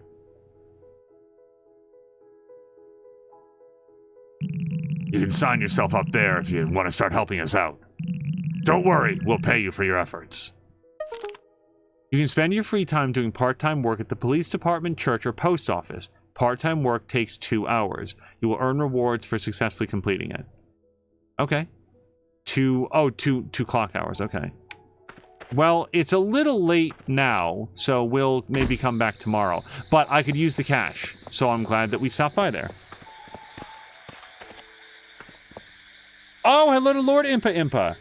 It's been a bit long now. I feel like we saw you like a week or two ago. But regardless, it's great to have you back, and I hope that your August is going well. I still think that's my house. Where is my house? It is north of here. Hello, officer? As a law enforcer, I'm required to be strict and disciplined at all times. There will never be an excuse for me to slack off. Okay, let's hit the hay.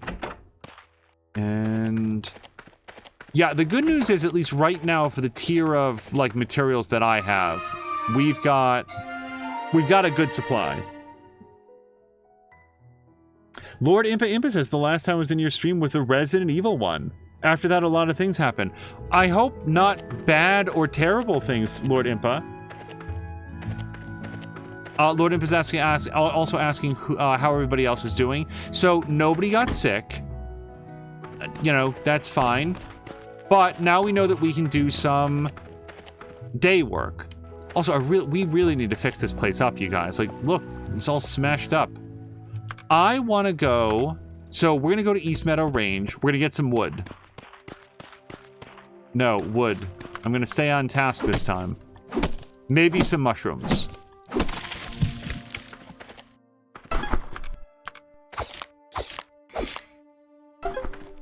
I feel like a lot of social media and the algorithms that drive it tend to push people towards extremism and a lot of negativity. And, like, here's an example that's happening right now. So, as of the time that I'm recording, what is this? August? What the hell day is this? Hold on. It is the 13th. So, August 13th. Okay. 2023. There's a story going on. I don't know if you guys have heard about it. Game developers are terrified of Baldur's Gate 3. They're worried about Baldur's Gate 3. They're in a panic about Baldur's Gate 3. Game developers are angry about Baldur's Gate 3, and they're saying that it's dangerous. I don't know if you guys have heard about this. It's very serious, and it's definitely happening.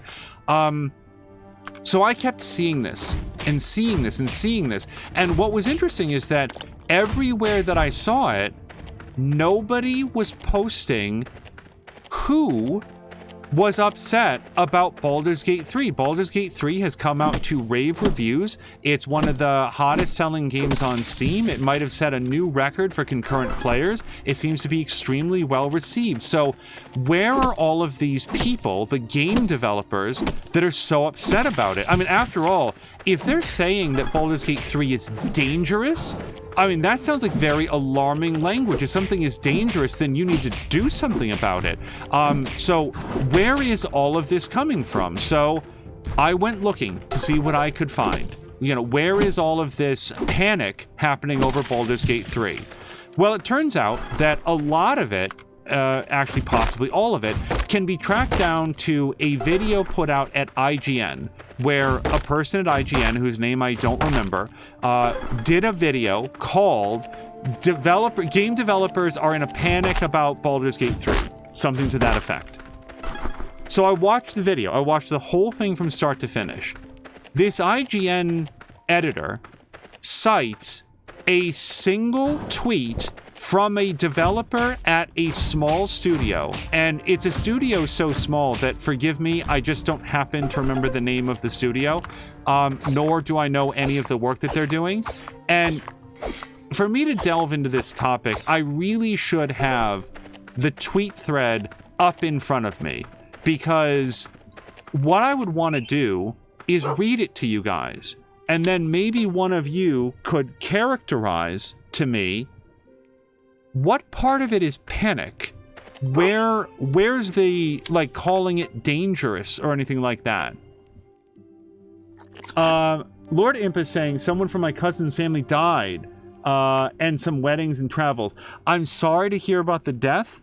I hope that the weddings and travels were much happier aside from that, and you had a good time with that.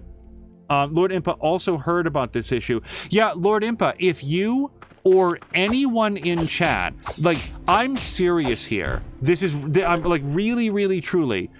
If anyone can introduce me to the developer, to the human being, the development studio, or the publisher that is out there saying, oh man, this Baldur's Gate, like, we gotta put a stop to this. This is dangerous thinking, you guys.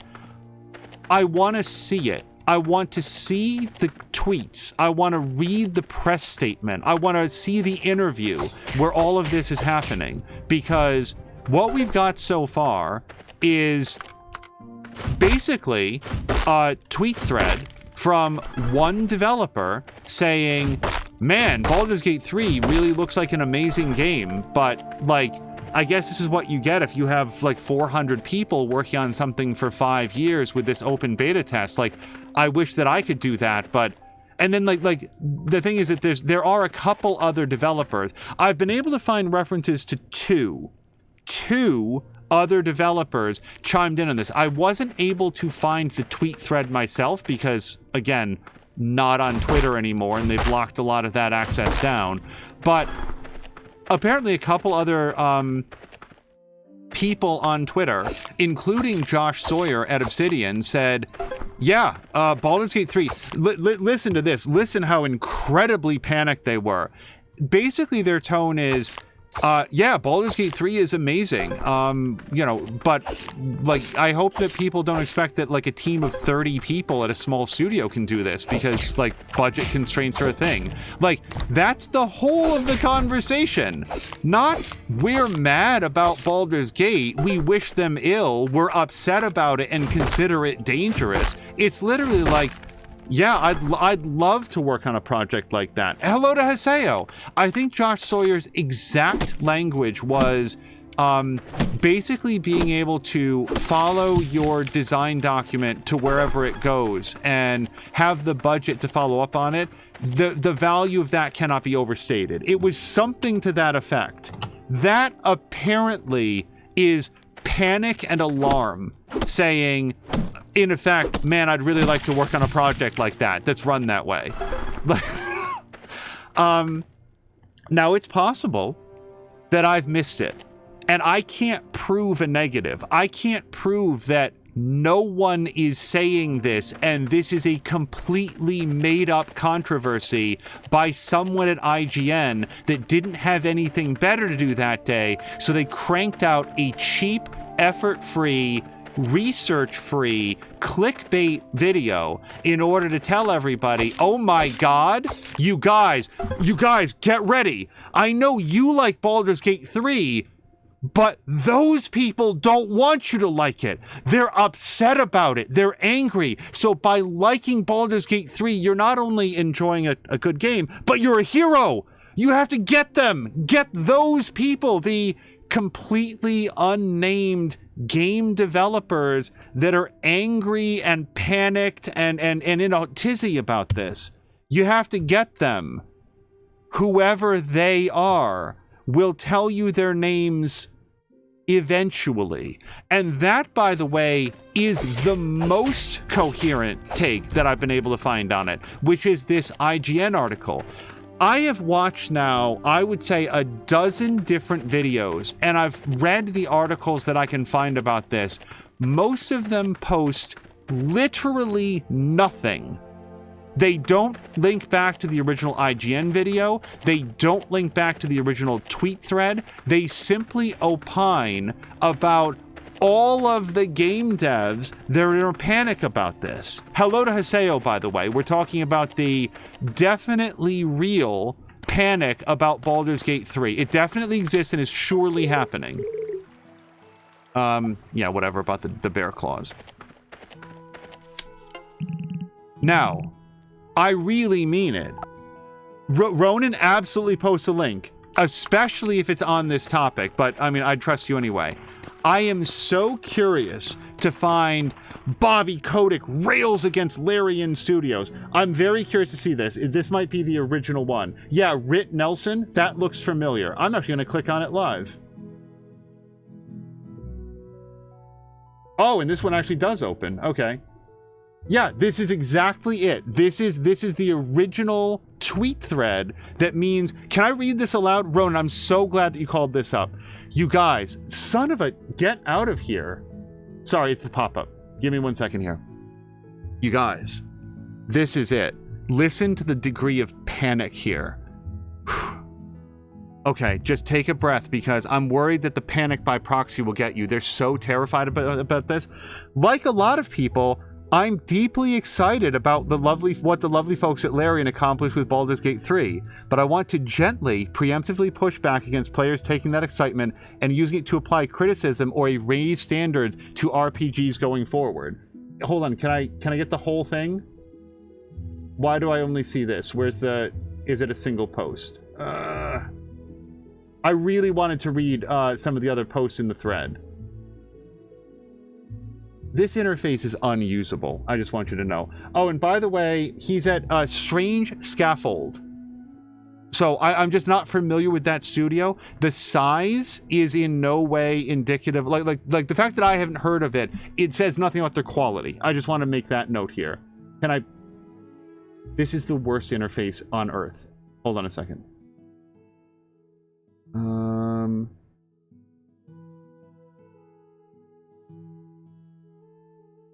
I don't know how to get to the full thread anymore. They've really shattered this interface.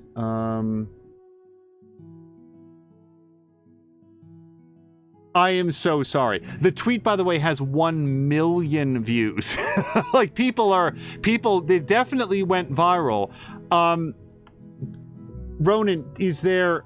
Oh, so that's the only one that Ronan saw. It was a thread. There are more to it, but I'll let you know, it's generally all in that vein. It's like, basically what this developer was attempting to communicate is that Baldur's Gate 3 is a tremendously impressive product because it was given a tremendous budget and I don't know if I talked to this guy, and a very long time to put together a high quality thing. And most studios simply can't finance that. A lot of game studios live product to product, paycheck to paycheck with a very, very tight development cycle and, pre-production, production, then post-production cycle. They have these things budgeted very, very carefully because the margins are razor thin for a lot of these companies. And a lot of this does include small studios inside of larger studios like Obsidian, where Josh Sawyer works. That was basically the gist of it. No panic, no anger, no upset, nothing.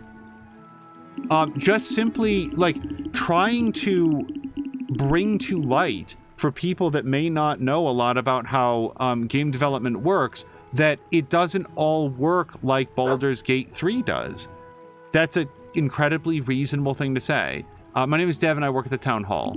I'm the only postman in town, so please remember my name. Of course, I can be a totally different person. So this is the guy with dissociative personality disorder, who's sometimes a pirate.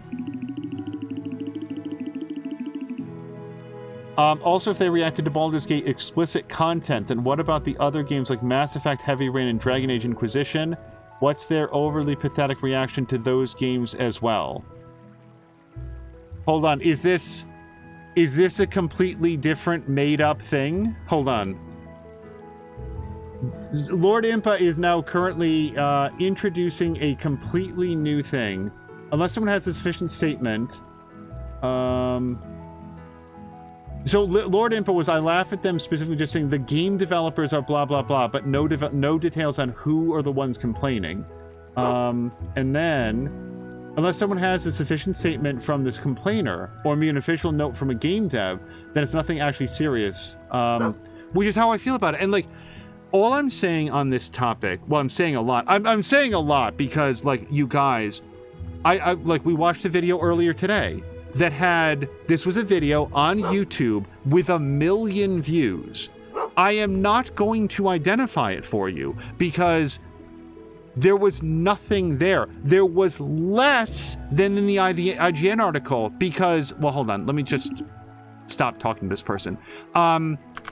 In this video, with 1 million views, he not only never mentioned once any reference to a specific game developer, like not even like a general tone, just sort of like hypothesizing about what some people might be saying and how in the 1980s they might have said something different. He talks at some length about Grand Theft Auto 3. Remember when Grand Theft Auto 3 came out and everybody loved it?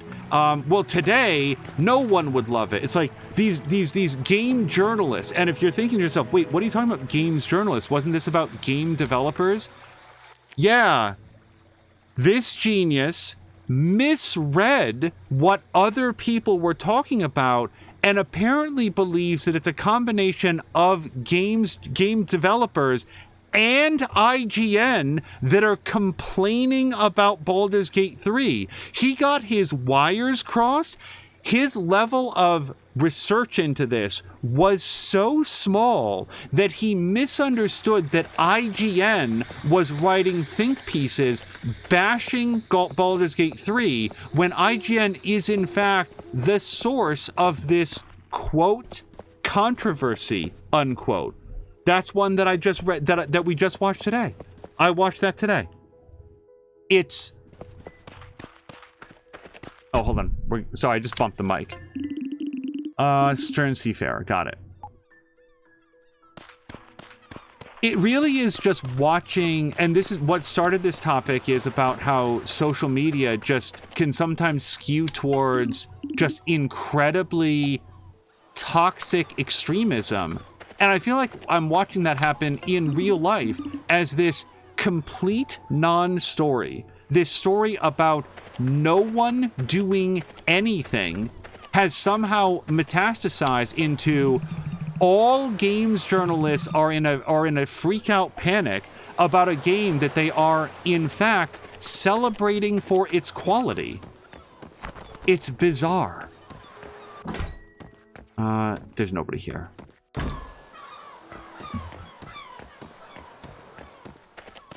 Oh, I could have done side work today. Maybe I still can. Let's go to the police station because it's very close. Fox McCloud says, "Oh, it's an idea of mine still connected to the Baldur's Gate issue." Because I haven't seen anybody complaining about, like, well, no, that's not true. Before it came out, I know that there was some chin stroking, that seems problematic stuff about something that came out in like a trailer or something for Baldur's Gate 3. I haven't seen any trailers for Baldur's Gate 3. I don't want to know very much about Baldur's Gate 3 until I have a chance to play it. However, I do feel like I can like look at what game developers are saying, and like Ronan said, he can find that one tweet thread, just the one thread, and that like the replies to it, and that's it. Takes 2 hours. Let's do it. This specific minigame can be played while you're doing part-time work at the police department. Wait, that better not be running in the background. The objective of the minigame is to sort goods into their categories in the time given. You won't get any points if you put goods into the wrong category. Here? Here. Okay. Shut. Wow. This is easier than it looks, and I'm still making mistakes.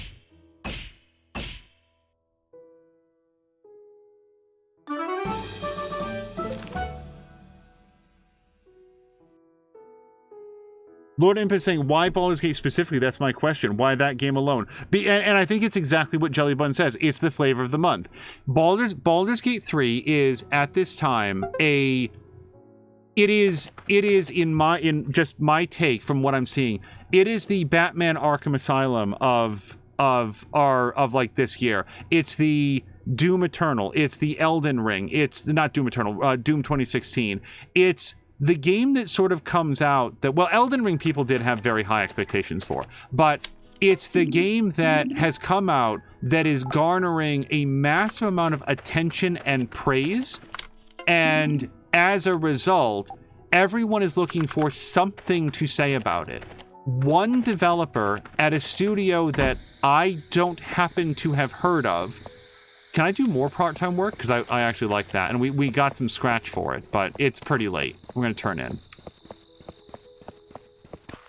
Said basically like, hey, this is super impressive. Like, the overall tone of what he writes is like, just because Baldur's Gate 3 is this good doesn't mean that every game can be made by Baldur's Gate 3, because let's take a look at what it took to make. It was this massive endeavor by hundreds of people dedicated to this one project for an uncommonly long time. That's different than how most games are made. It's a completely fair point. Oh, hold on. Hello, Angel. I was just checking on my latest bit of DIY. Here, take a look at this. Now, look at what we've got here. We've worked together with Meyer to install this box just for you. It's called a post-drop box. If you make too many potions, you can sell some. Ah, here we go. This is where we can sell our potions. You can sell some by dropping them in the box. Our courier will collect them for you. I was not expecting this to be the courier. Hey, this little fella here will be the one who collects your potions and sends them to the medical association. He comes every day to check on the post-drop box. He'll be here at 1700 sharp, so be sure to drop all your potions before then. Got it? Uh-huh. Don't worry, we'll buy any potions you put in the box. I hope this will help you along on your mission. It sure will, because now we've got, like, a way to make money off of our spare potions. Okay. Yeah, as Ronan says, I'm just enjoying Baldur's Gate 3. I'll let the non-existent people panic. And it's just... And hello to Innertooth, by the way.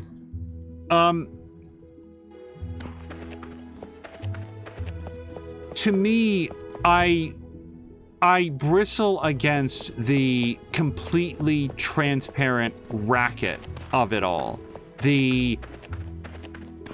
I heard a person say that somebody else said something, so now I'm going to do a 10-minute video on it that gets literally 1 million clicks of me railing against, like, when people say game devs, these are people. Human beings work there. And when you link back to their, identities by claiming things that they didn't actually say, that inspires harassment. Now, I suppose the, quote, good thing here is that they're not linking to anything. They're literally just saying, oh, all game devs are doing this with no specifics whatsoever. But that, in turn, leads people to just fantasize about any game dev they don't like doing this. And, like, you watch by the end of this year, we'll see people casually dropping. Oh yeah, and remember when the entire game industry was like attacking Larian for making Baldur's Gate 3? I also want to note here, Larian has not said a word about this. They are actually they have not done anything to propagate this basically just character assassination against other people working in their own industry.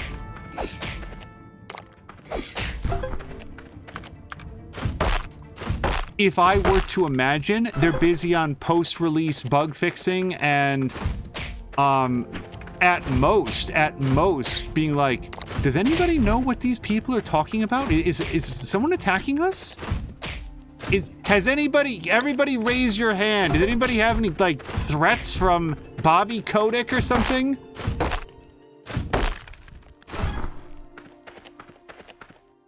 The complaint was a standalone statement with no official support. I'm not... Oh, just that the one developer, and also, yeah, was... I mean, I personally contest that it's a complaint. It feels like it's like an information piece. It's similar to, like, if somebody said, oh man, what was that, the Amazon show? Rings of Power. I tried to watch some Rings of Power. I just found it dull. The Lord of the Rings, the one and only form of Lord of the Rings that I've ever engaged with was the Peter Jackson film. Oh, and the Lego game. Lego Lord of the Rings was a really good Lego game. It's just not my thing. And that's fine. It doesn't fail to be my thing because it's bad. It fails to be my thing because it's just not my thing. And other people really love Lord of the Rings, and that's perfectly fine. A lot of people that I know loved Rings of Power.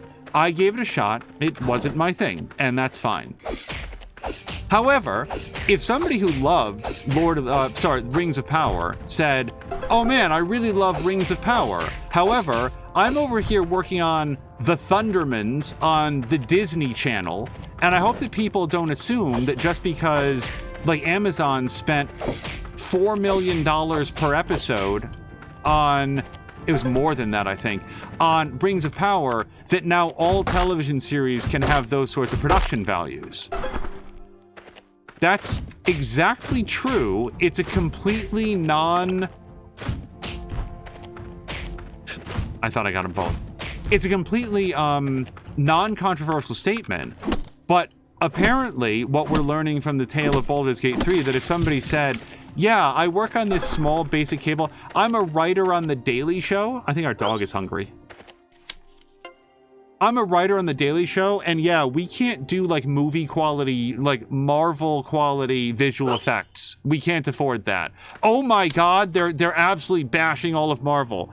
No, they're just saying something completely different.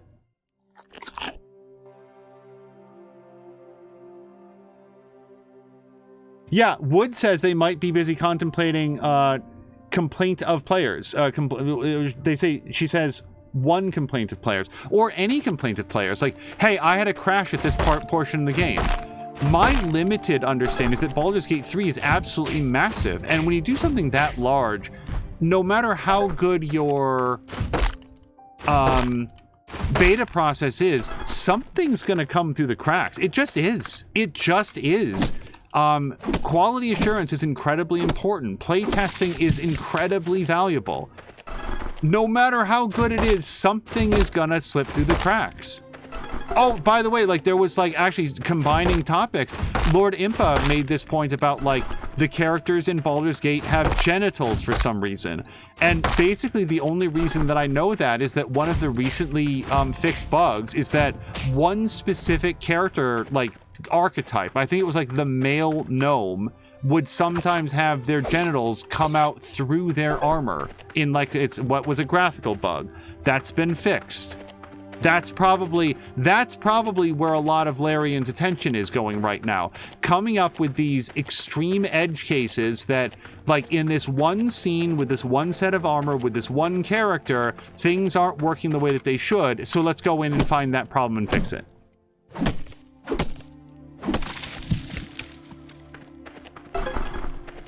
And hello to Maxine, by the way. I don't remember if I said hello. Jellybun says, what is your thing? Like, gun to your head, if you had to pick a genre, aesthetic, story thing, what's Angel's thing? Because you seem to have a rather open mind when it comes to media. I would like to think that I do. And, like, again, I like fantasy stuff. Like, I had a great time in Dungeons & Dragons Honor Among Thieves. I think it's that with Rings of Power, and I didn't see the whole thing. We watched probably 3 or 4 episodes. I'm out of stamina. Let's go work. Hold on. Let's go Well, I want to do a couple things. I want to talk to people, and I want to work. Actually, I should really talk to people since our actual goal is that. But I think that we can talk with people. It's basically a lot of the same stuff. But like, some of my favorite things, and I've talked about this, Breaking Bad, what I've seen of Better Call Saul. I grew up watching MASH. I like a lot of Star Wars, but not all of it. I was a big fan of Next Generation and Deep Space Nine, somewhat less of a fan of Star Trek Voyager. Enterprise was really good and gone much too soon. The original series, okay, I guess. It's interesting of the original Star Trek series that it spawned a franchise, because it really was a bunch of writers adapting other works and fitting them into this common framework of Star Trek. Like, there wasn't a big overarching goal to it. It was just like, let's tell sci-fi stories on television. It could almost just as easily have been an anthology series. I want to talk to people. I don't know where everybody's hanging out. It wasn't a bug. It seems like game design I was talking about. So wait, like, to avoid spoilers, but is there something like non-spoilery something that people were like not happy about? Haseo says, time for Angel to make a review YouTube channel. Well, the trouble is, Haseo, right now... Hold on. There's a gelatinous slime by the river, right? I forgot this guy's voice. That's correct, Mayor. Take a look over there near the trees.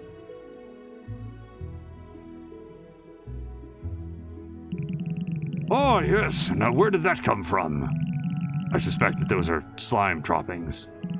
Oh, no. This will affect the fish. I think so, Mayor. And the water quality will also be affected. We need to find a way to get rid of the slime as soon as possible.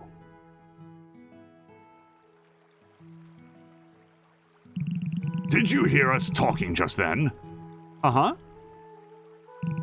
Is there anything you could do?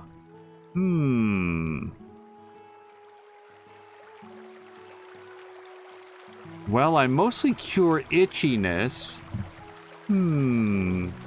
Sometimes rashes. Blah, blah, blah, blah, blah. Dissolving the slime with a potion. Well, I'm looking forward to seeing what you can do. I guess when all you have is a potion, everything looks like a potion cure. Some types of potions can only be discovered by conducting research. To start the research, go to the research table located in the potion house. Well, I guess we can do that tomorrow morning. I want to talk to people. We have to make friends.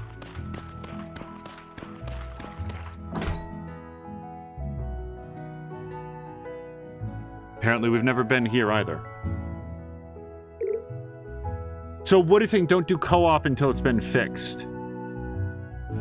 Apparently there's some problem with co-op. Interesting, I've heard good things about co-op in the game, but again, I know very little, so if there's like instability or desync issues, that's disappointing.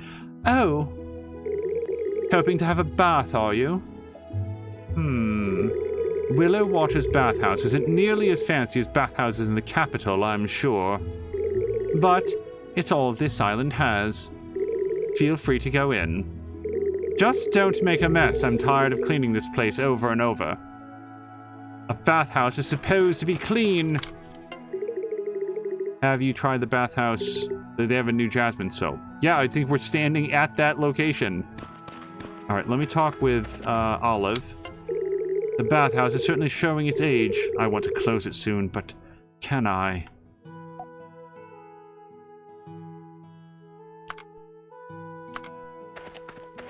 Also, Fox McCloud is saying, according to Kotaku, it looks like the Witcher 3 Next Gen update added realistic vaginas too. Why? First of all, like, I played a lot of The Witcher 3. Like, understand that this is not like some prude, you know, it's not me being a prude. I just don't understand it. Like, maybe I'm doing it wrong, but video games aren't where I go to for that content. There are actual human beings in the world. You know? Hey, now where did I put my tools? Have you seen them? Maybe you have a potion that can help me find them. Or just craft me new potions.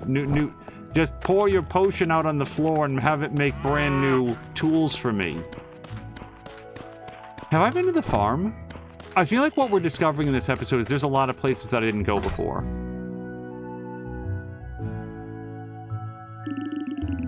Oh, that's luck. Or lucky. You must be the new chemist. You're from the capital, right? Uh-huh. Don't worry, I've got no problem with you being here. This is Moonbury's farmhouse. We sell a range of dairy products. Everything we sell here is homegrown. You should try some of our products. They're great. Uh-huh. And now I'm leaving. So I don't have a direct need for this stuff currently, but it looks a lot like we're gonna have a cooking option. Oh, hi Mercy. We've met neither of these people before. You can call me Mercy. Life must be so boring if you live alone. Luckily, I have my family. You're the new chemist. I hope you can get used to living in this town, and please don't compare it to your capital. Can I... Wait, who was the guy that went by a second ago?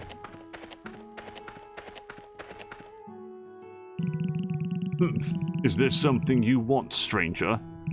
Stop looking at me like that. This old timer has a name, and it's Garrett. Hey, what do you want? Don't you have anything better to do? Huh.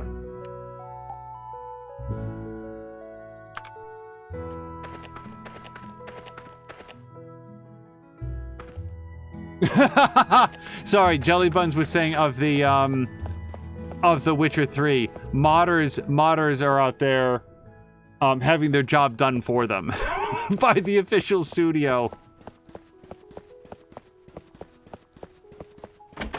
Let me say this about The Witcher 3. I played through the entire main story of The Witcher 3. Wait, do I know that person? Wait, don't go to bed. Wait, I haven't met you. Whoa, chemist. My name is Laura. I live in the farmhouse with my mama, papa, and my brother Lucky. I love to play with my friends. You can be my friend too. Wait, I want to talk. Papa promised me I could adopt a cat. I have to be a good girl first. Okay. Good night. I already forgot her name. I feel really bad. I keep wondering if it's Lucky or just luck. Ronan says that I wasn't too far off from the Resident Evil merchant voice. What are you buying? What are you selling? I like that guy. Does he still do that in the remake? Do they have, does he still do the same thing? Lord Imp is saying to play The Witcher... I play The Witcher 3 to explore and massacre something. And then says... Wood asks if he's been destroying vaginas, and he says, no, not that. Just make the enemies think that they shouldn't have been encoded into the game.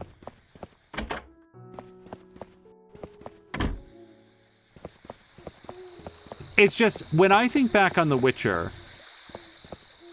So, again, I played a ton of The Witcher 3 with my friend HW, and we did, all the side quests, all this stuff, we finished the whole story.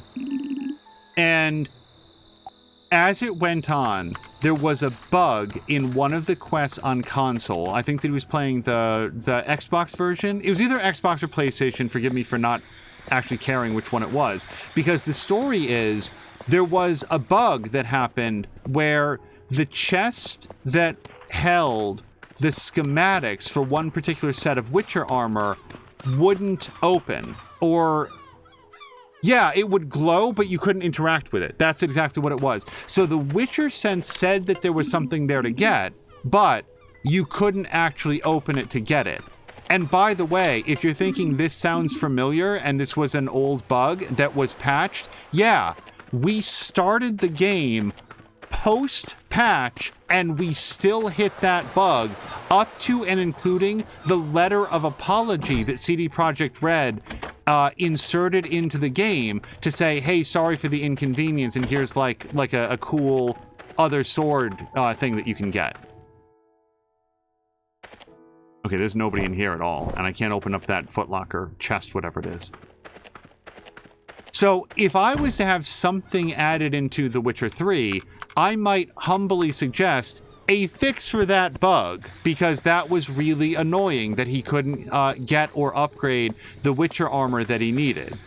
Like, the bug was so pervasive, I'm just saying that in the second expansion pack, they just added, like, the end game set of that armor that didn't require any additional, what's it called? Any prior sets of the armor, because there were just edge cases where you couldn't get it. Mad? No, not really. Just, like, pointing out that there were other issues. So, this will technically take us past midnight, but screw it. Everybody else is asleep. Sort 20 bottles. We shall do it.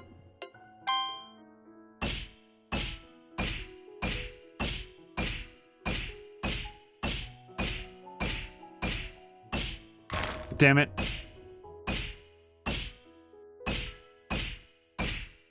And this also is not like me saying, oh, bad game devs, do what I say instead. It's more me just being like, it's amazing to me that anybody has the time or energy to make that their coding or modeling project in The Witcher 3. And by the way, assuming that's a thing, because I'm learning about this for the first time. So, not having gone to the website in question, I would just like to steer clear of myself falling prey to the people are saying thing. Alright, so it is now midnight. And I'm still not at my own house. Wait, can I talk to you? Hold on. So we already talked to Olive. Somebody else was ahead of Olive. I don't know if I talked to them.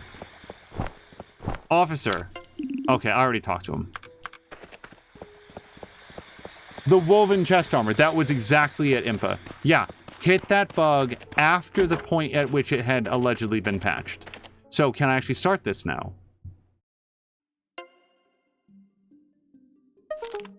The goal of this minigame is to find the right elemental components in the given spots. Your research is complete once every element is perfectly matched.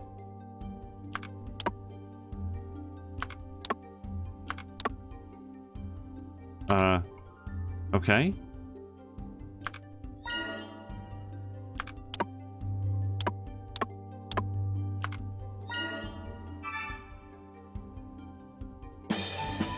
So it looks like a, process of elimination brute force thing, which is fine. It feels like a little bit like just put in random stuff until you get it, so far. I kind of want to go to sleep, but then again... Slime Kisser, yuck. An exotic potion that comes in a uniquely shaped container will dissolve any slime. I may not be able to do this. Let's start with our largest pieces first. So we're going to grab one of these. And... we'll put this here. Put that there.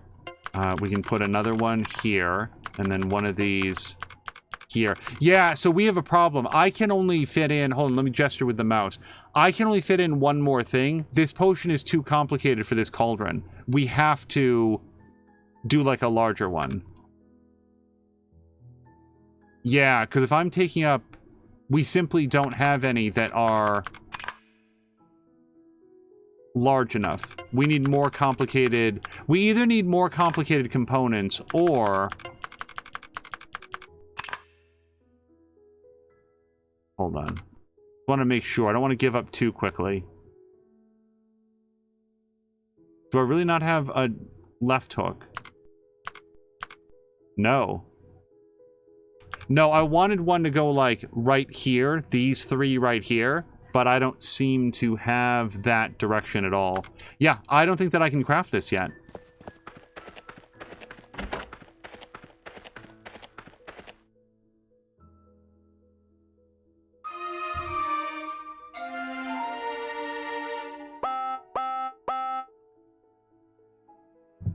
Oh, was it the word? Sorry.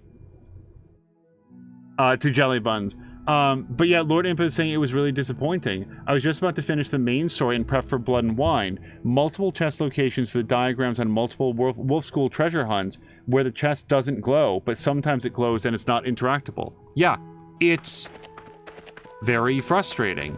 And then in Blood and Wine, like again, it was such a pervasive issue that they have like a unique set of the woven armor that you can just straight up craft, and it's the end game stuff, because apparently they just were never able to stamp the bug out entirely.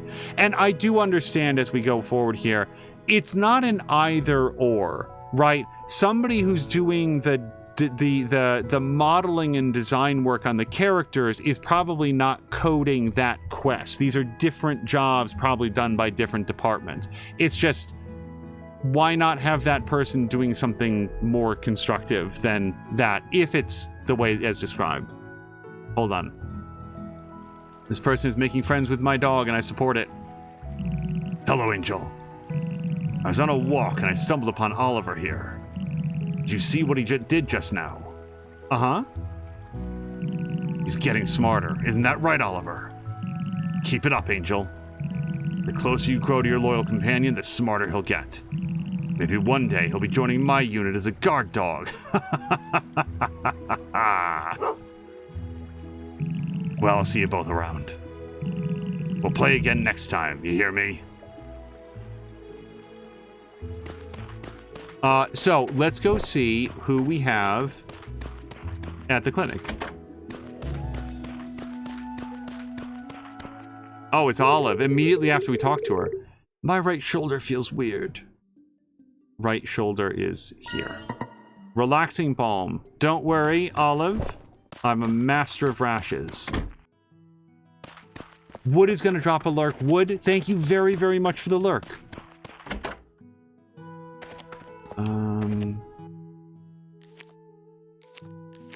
Rashes. Okay, this we should be able to do. We've done it before.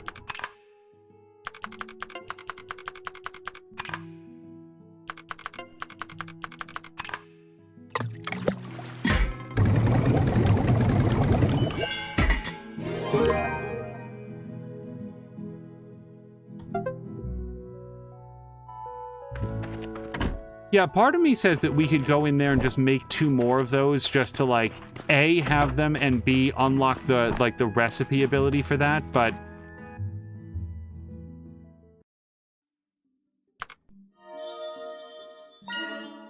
I feel like it's going to come up naturally as we go.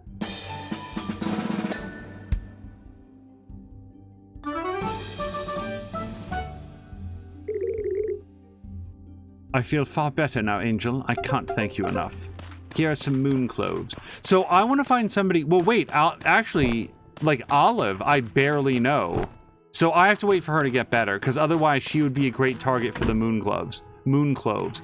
Otherwise, the 2 people that we met yesterday, like that woman and the old guy, the guy that I was doing apparently the merchant voice for, like, that... They would be ideal, I think, because I just met them and we want to get their friendship up. Alright. Let me, collect some more wood. And some more of this slime, too.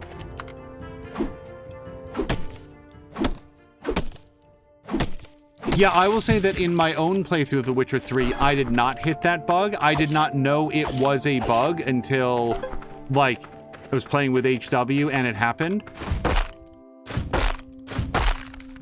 But, like, I never... How... You can't avoid a bug if you don't know that it's there, and I made no special attempt to have avoided it.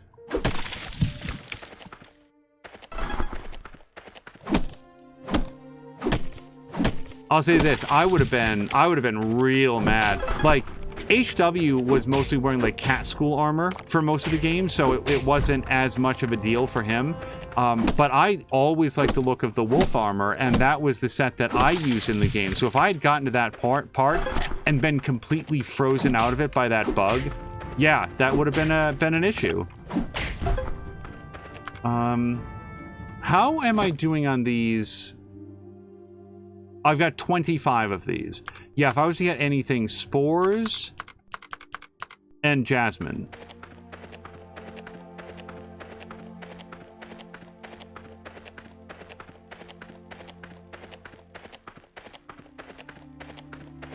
Whoops. Use the right tool.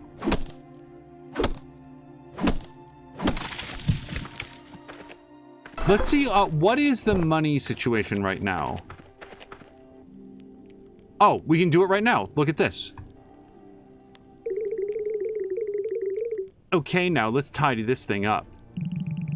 We'll clear all of this away with the materials you provided.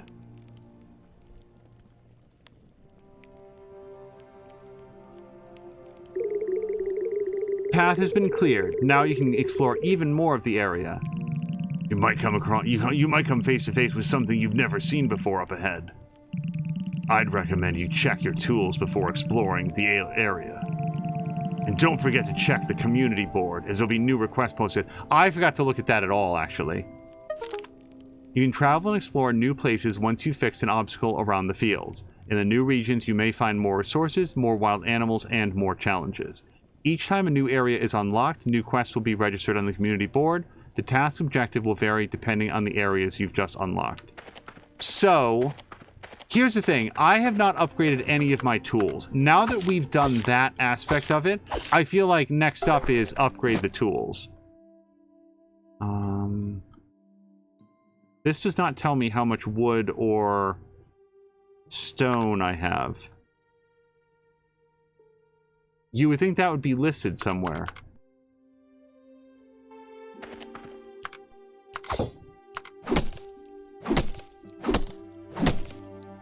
Oh, but Haseo was saying, like, oh, Angel should have a review channel. And what I started to say before we hit that cutscene is, like, right now, my review channel would be, like, just playing clips of some of these just incredibly irresponsible and irredeemably lazy channels that are just regurgitating this non-story.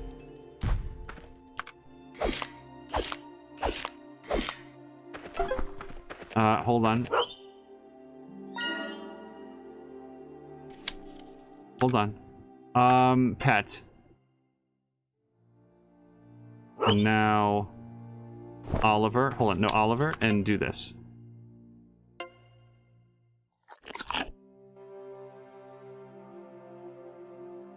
By the way, I do not know if we still have Haseo. Like, sometimes his time is limited, but he was doing a permadeath run of Shining Force, and I did not see the entirety of the most recent episode, so I was hoping that that went well.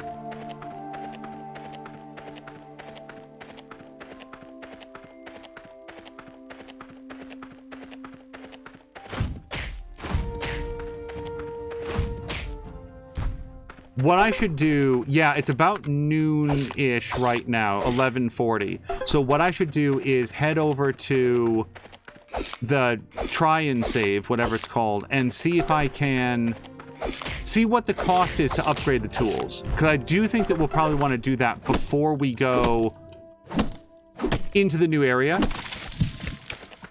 Here in this first area, we already encounter things that are very exhausting to cut down. But I know that I'm going to need more wood and more stone and maybe some more ore and stuff. Hello to Abtaria! Oh, Haseo died in Shining Force. Abtaria, I hope that you're also having a great Monday. What am I saying Monday? I've got a whole day before Monday. I hope you're having a great Sunday. We were talking with Hey Isn't That K yesterday, and the topic of conversation was, did she think that App might give a try towards Baldur's Gate 3, because like a lot of people in the community, like Harmonious Crow and a lot of other people have been talking about it. He's been not particularly... He's concerned about turn-based games, saying that that's not usually his bag, but he said that he might give it a shot, so that'd be interesting. Abtar thought that at first we were smashing rocks with his head. He does have a whole, like... Oh, I'm using the wrong tool on that. He does have a whole, like, headbang to it. So I say, oh, yeah, see, now I'm out of health because I swung my hammer at nothing too many times. Let's think for a second. We would like to... Yeah, so there's our first, like, throughway, but we don't want to go there right now. Let's go back, and we're going to talk to Forrest and Bubbles. We've had these conversations a bunch. Have you ever... Oh, there we go. He's our first friend. Does that do anything for us? Not really.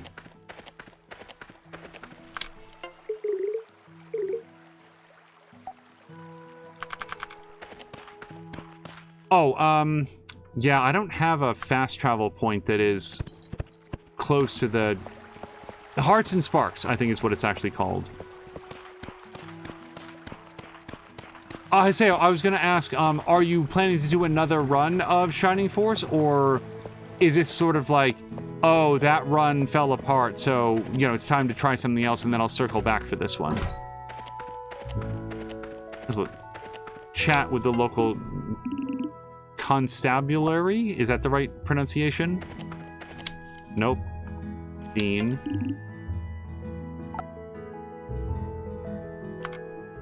Yorn.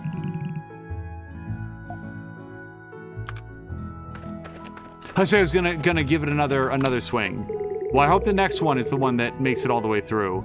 That's one of those things about the permadeath runs. You get like, oh man, I came close. I like either bad luck or one bad decision, or you just like, you know more about how to do it next. You're like, I can't wait. I'm gonna do it again. Yeah, I don't meet up with Xiao that often. I feel like he and I keep opposite schedules for where to be. Okay, where's the... Hearts and Sparks is right over here. Hopefully they're open. I don't know the hours of anything in town.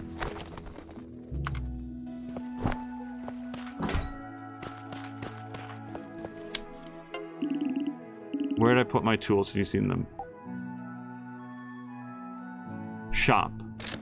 Okay, so I would need at least $900 and then some more wood.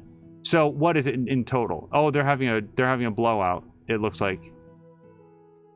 I can't tell. What is that? 100, 200, 300, 345, 355. So I need a lot more.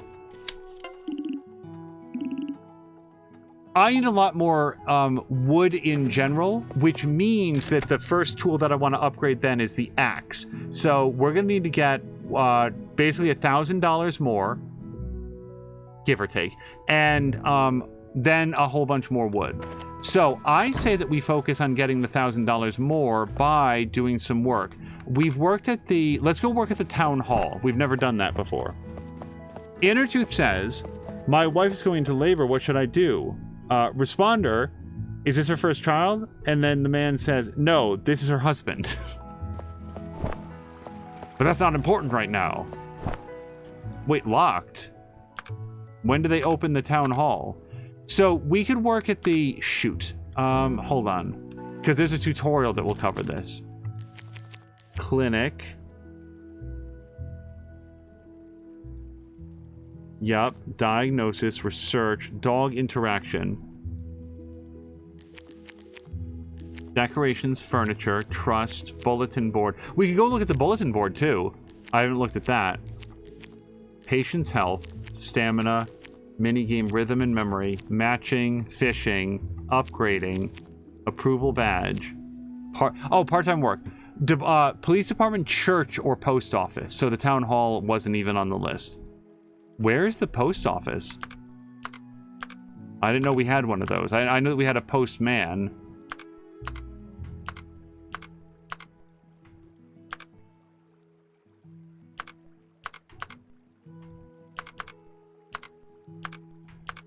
Coach house. I don't remember that. I'm sorry. Am I slightly too tired? Does anybody see a post office around?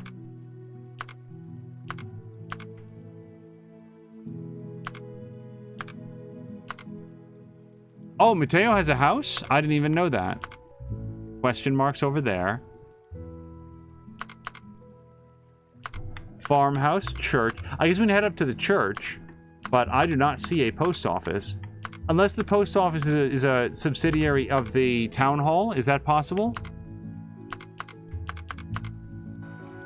Well, let's head up to the church, because that's close by. Haseo says, well, is great practice because I played that game for years and I do it differently, showing me that I have a long way to go to Master Shining Force in permadeath way to make that game so much more unique to me and more of a challenge. I think it's awesome that you are getting that kind of life out of it, because that game, it looks to me like it's a Sega Genesis game, yeah? Oh, hold on, let's talk with him.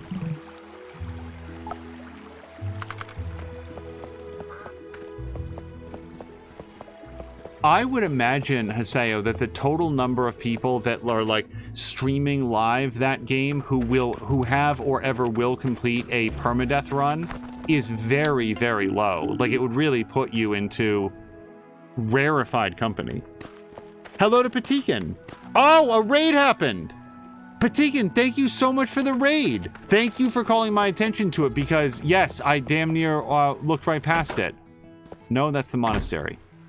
Patikin, how was your stream of... Oh, hold on. How was your stream of The Division 2?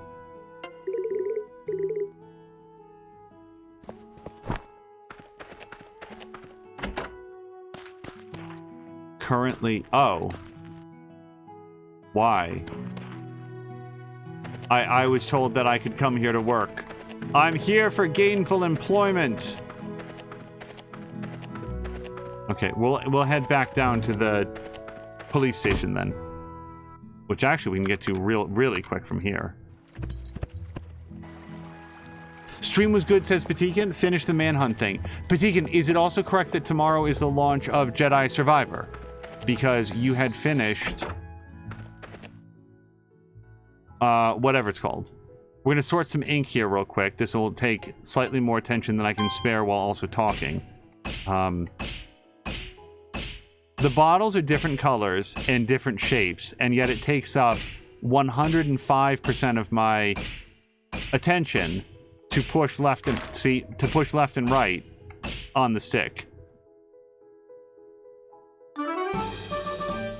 Yeah, as Inner2 says, pro streamer. Be glad that I didn't mute the mic halfway through the sentence and also make that mistake. Okay, so... we did get to talk to a lot of people today. I don't... Oh, it does, you guys. It shows... Hold on. So I can't gesture with the mouse here. It absolutely does show our wood and stone up there at the top right.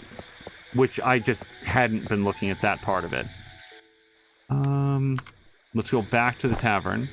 And maybe talk to Dan.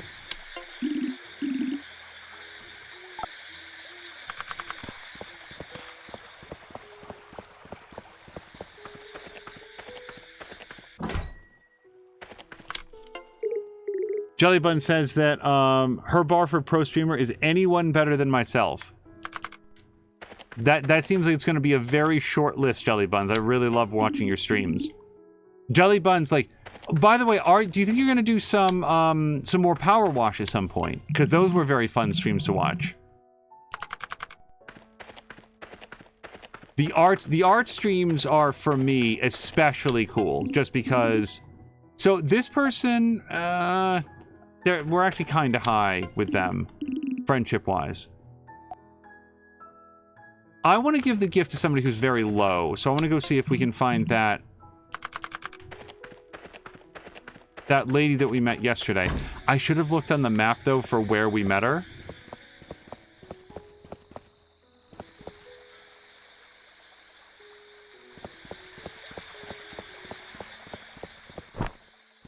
I would love to be able to hop that railing.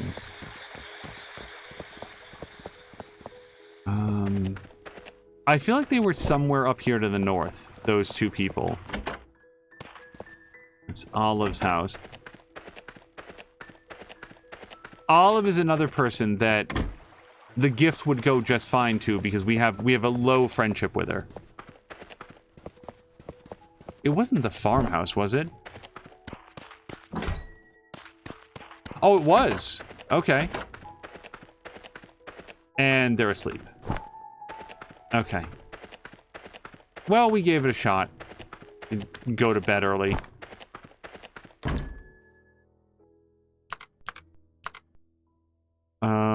There.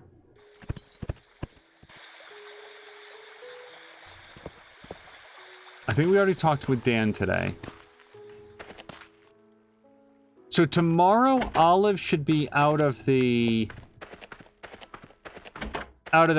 clinic. We'll see if anybody else comes in. Somebody did. Okay, well, we should have plenty of goods.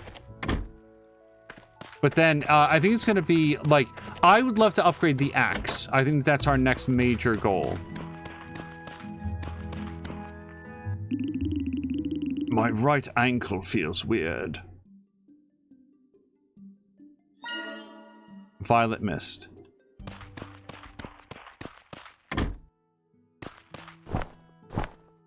I can say this. If I was playing this game when I was, like, growing up, when I was, you know, younger, the whole, like, his right is on my left, like, facing him, would really throw me off. Like, it's not that hard, except that for me it would have been. Sorry, I want... Again, a hook that I don't actually have. So, we shall... Do I have a 1 square somewhere? I do. So we can put that right there. And then... we can go here. And then go to fire. Oh no, I need something sideways. Yeah, we'll put in this poppy or whatever it is.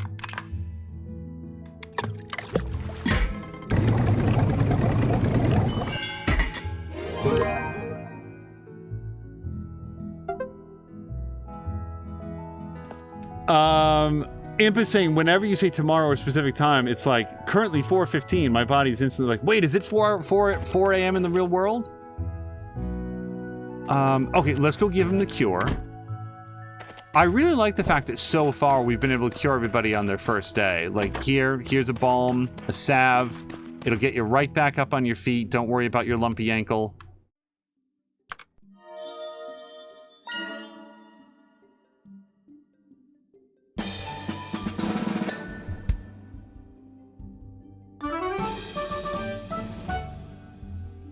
Patigan saying the only thing happening tomorrow for him is playing more games. I would... Oh, right. And we got some more moon cloves as well. Now we can make double friends. Now, hold on. I befriended Forrest, I thought. We're still at 0 of 3. I thought we maxed out that bar. Okay, think for 1 second. The other thing that I'd want to look at is... if we wanted to sell potions for money... 140, 135, 135, 150. So we would want to do one of these. I was not paying attention to what ingredients I just put in at all. So if we want to do a Violet Mist, here are the parts that we would want to have.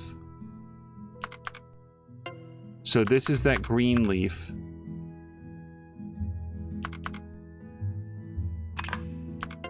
And then the slime.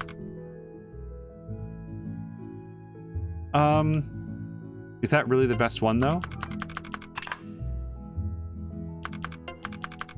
Yeah, actually, because look how much sap I have. So, the reason that I wanted to look at this is, first of all, we can sell it, but secondly... well, no, let me look at it for a second. We need this green leaf and this slime. Specifically the green leaf. The slime is fairly easy, but that is pretty valuable for us to be able to mix up these potions at cost. And the sap we get from cutting down the trees, so we're good on that.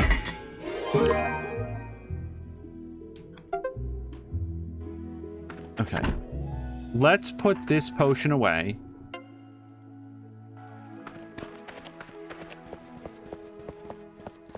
And otherwise, yeah, we're gonna go hit the place here. Jellybun says, people treat reading analog like such a big deal, but my dude, it's the year of our donut. 2023, and I have a smartphone. Digital is fine. Oh, wait, and I also missed something that Patikan said. I enjoy reading paper books. I enjoy reading Kindle books. I am good either way. The thing about the Kindle... Oh, no, they're not talking about books. They're talking about clocks.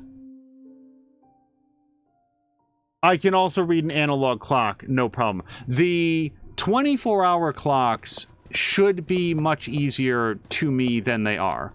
It is not a complicated system. For some reason, my mind just breaks. Yeah, we're gonna need some more wood to get our axe up. So, for real, let's try to... I mean, fighting these guys is fine because they'll give us the slimes that we want. But other than that, I want to spend as much of my stamina on getting wood as possible.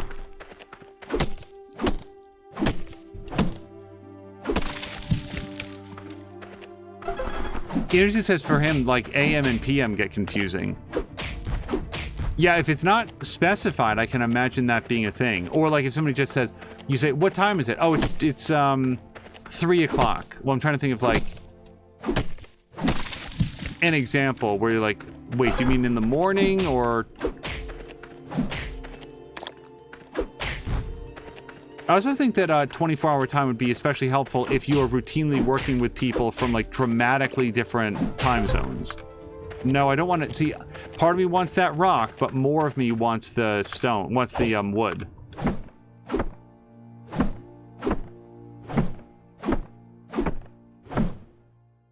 Jellybun says dyscalculia... Hopefully that's correct. Dyscalculia messes up a lot of things for you beyond numbers. Time doesn't even move the same. Left and right are not the same. And you can't even bother... You can't even bother to take up space in your brain. Point and grunt, please. Like, turn left up ahead, and that's like, wait, I can't process this right now, just point. Because I've known people that, like, have grappled with that. I am bad at math, but that is different from dyscalculia, if I'm saying that close to correct. So it's always interesting to get information from people who either work with or personally have a situation going on like that. All right, again, I'd like to fight that guy and get his spores, that guy and get his honey.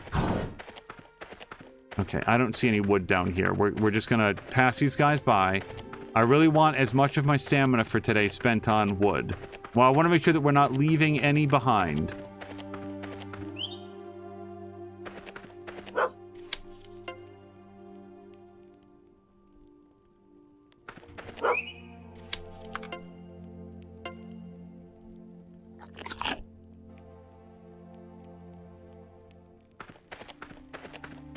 If I see another mushroom, I might grab it so that we can replace the one that we just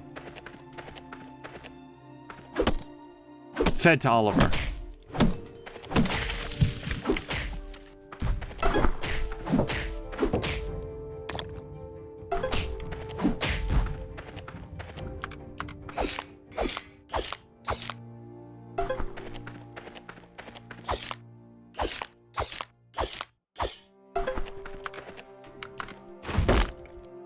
Yeah, here in the United States, I feel like the differences between, like, you know, 9 a.m. and 9 p.m. are mostly made in context. Like, the example is being given, or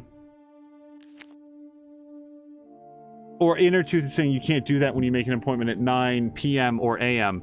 Like, here it would be surprising to have, like, a medical appointment or a legal appointment or something that was at 9 p.m.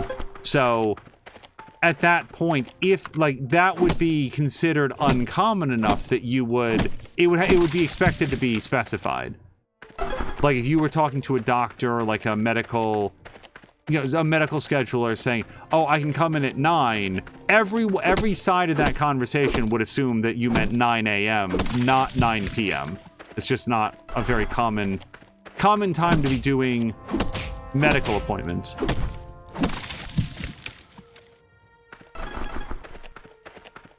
Jellybun says that if she's on a long trip or something, or has to wait for something, she'll keep time in things like Xena episodes or songs, like play out an episode in her head.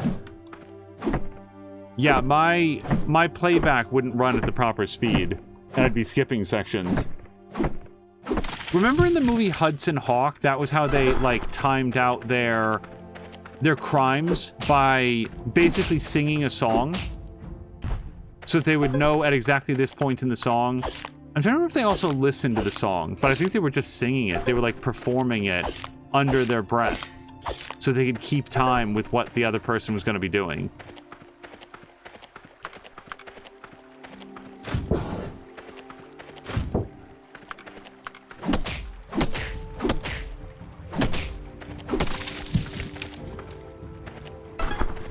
Okay. I am pretty much out of food. Sorry, out of stamina. And by the way, we can have some mushrooms to fill it back up, but I now don't really remember what we need. The bird will come by at 1700 to pick up the thing. I think that I do have enough wood. I don't think that I have enough money. I think we need like 900 money or something, 1,000 money. Oh, hold on, we've got a new thing here. I have some serious things to discuss with you. Please come to the Ranger post as soon as possible. Monday through Sunday, 7 to 1500. It's very optimistic to say that I can make it there, but if we can get there in 10 minutes, I don't think that we can. Maybe this was it.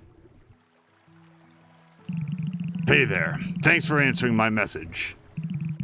I know this is a bit out of the blue, but I have a question for you. They usually keep the Ranger's post well stocked, but something weird happened the day you arrived. Someone ransacked our supplies in the middle of the night, and I found this. It's your name tag. I mean, a stain on some clothing I left behind the counter. It smells like a potion to me. We're straight up being accused. Was it you? No. If not you, then who?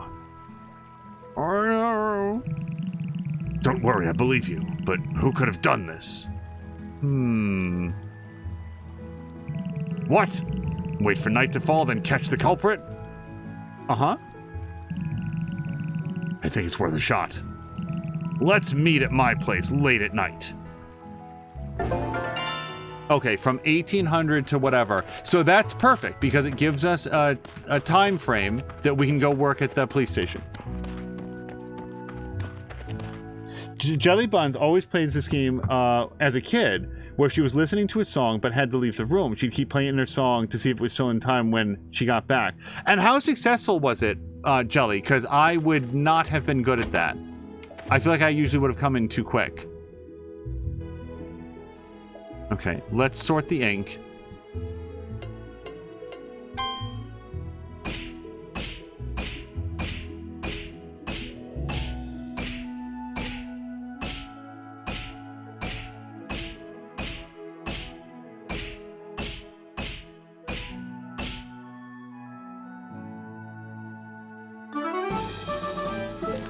I feel like there's no, like, performance-based rewards, but that's okay.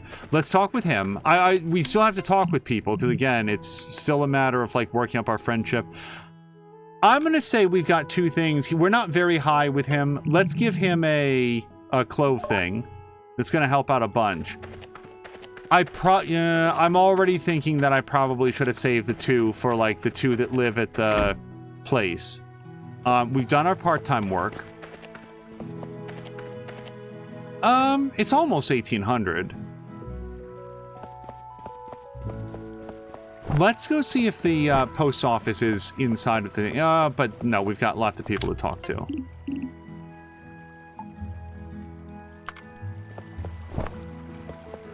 By the way, it was great to have Salamander back online again today. Please hurry up. I don't want to miss the mayor.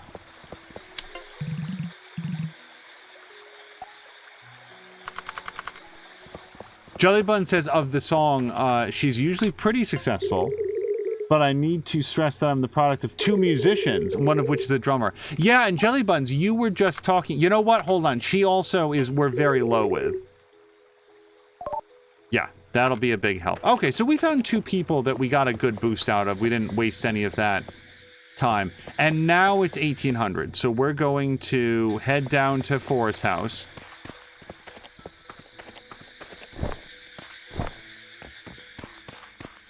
I have $700, so I feel like that's getting close. It was like 900 or 1,000 that we need for the axe upgrade. And then we'll be able to cut a higher tier tree faster, maybe with less stamina. There you are. Let's hide behind a tree and wait. Uh-huh.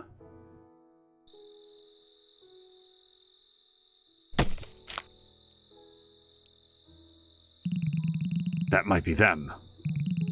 Let's go. What an amazing coincidence that on the very first night that we go to, like, try to catch them, they happen to come back. Oh, it's that pirate dude. Arr, sink me hearties. Dan, what are you doing here?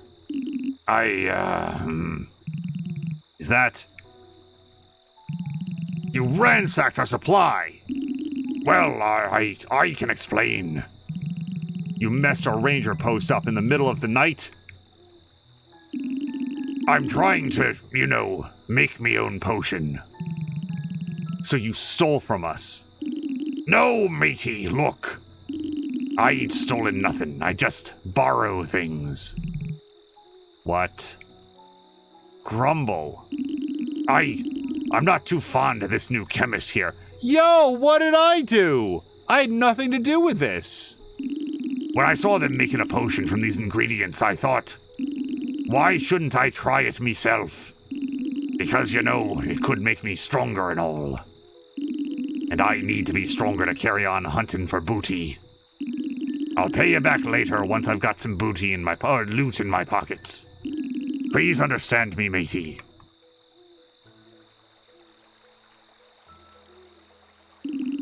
What do you say, matey? It takes a special skill to mix them right?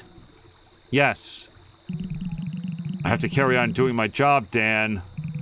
The supplies and the ranger posts are vital to us all. What if somebody needs something urgently, or there's an emergency? Someone's life could be at stake. It's my duty to make sure everyone is kept safe. I'm sorry, matey. I thought I could make it work. I'm a really hardcore pirate. I throw myself on your mercy the first time I get caught. I won't tell Osmond about it for now. Just don't do it again, Dan. You could put us all in a lot of danger. Sorry, matey, I really am. You got paid! Oh, that was a friendship quest! Now we're friends. Okay. Okay, that's how the job board works. You get it all the way up, then you do a quest, and then you become friends. Now I am friends with 1 of 3. Got it. Okay. It's Sunday. You've got to feel like there'd be some part-time work at the church, yeah? If not now, when?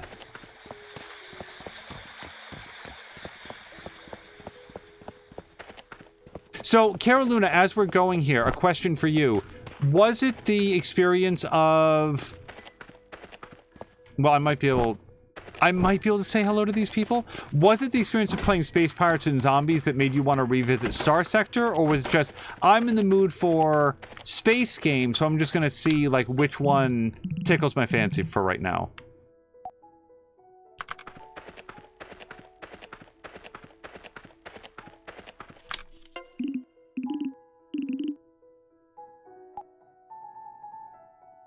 Okay, and I don't have any gifts, right? No, I've spent them all.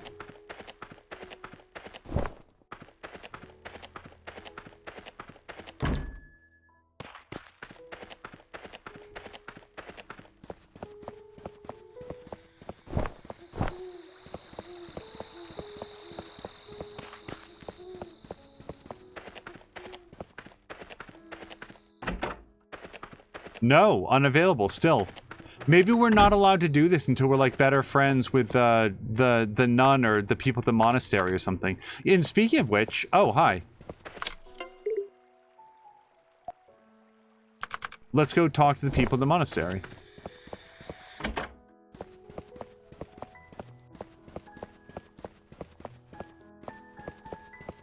Here she is. Dear gods, have mercy. In your names Oh, my apologies. I didn't see you there. I was just practicing a hymn. Also, like, look at this person down here with all the Halloween decorations, rather, and the butterflies, like, pinned up to the board. And then this person up here has, like, a giant novelty dice, what appears to be, like, a stuffed pigeon, an owl. Very different personalities living right next door to one another.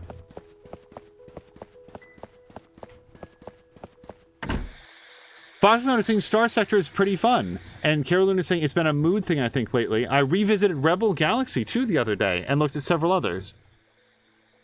Fox is saying I wish I could ally with the Redacted, but I don't know enough about Star Sector to have a guess.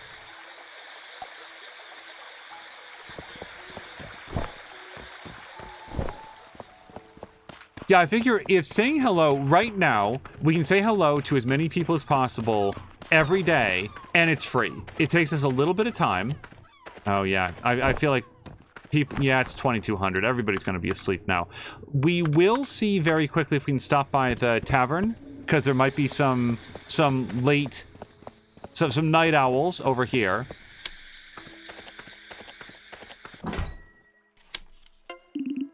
Even though oh, we've already heard from her.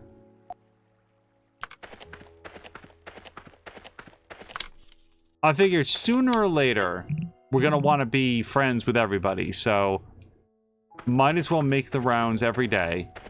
Gonna give us this day our daily wood, our lumber, and we're going to chat with anybody that's around. Yeah, nobody's gambling tonight.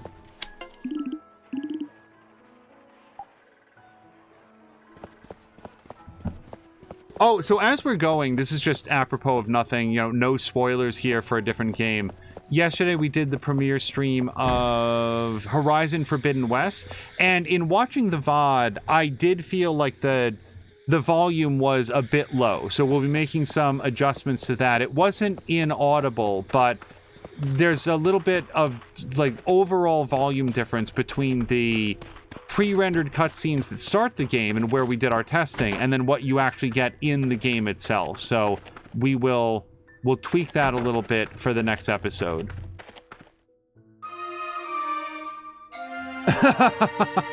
Would say, wait, Daily Wood, what's this? We have a new medical alert. Let's go see what it is.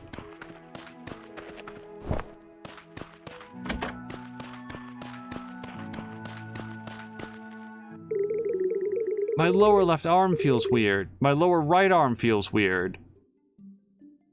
One of these days, we're going to open it up. My arm feels weird. It'll just be, like, severed at the elbow. Okay, hold on. We've got to do some diagnosis here.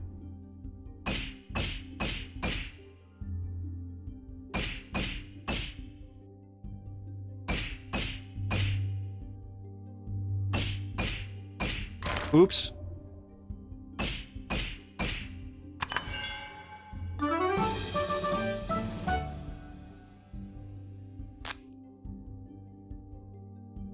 Neutralizing. Oh, itchiness. Okay.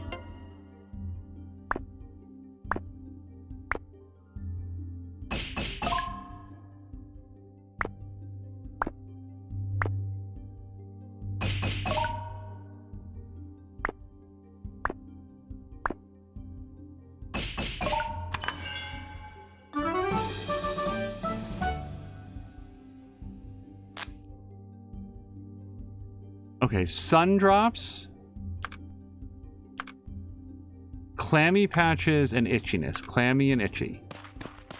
These feel like two things that I haven't done that often, but we've got a pretty good stock of different materials, so I think that we'll be fine. Itchiness. Yes. Okay, well, this top part definitely has to be that, because nothing else is going to fit. Then down in the bottom area, we could do that, followed by this. And then we do have this part right here. This tasteless sap would go just fine.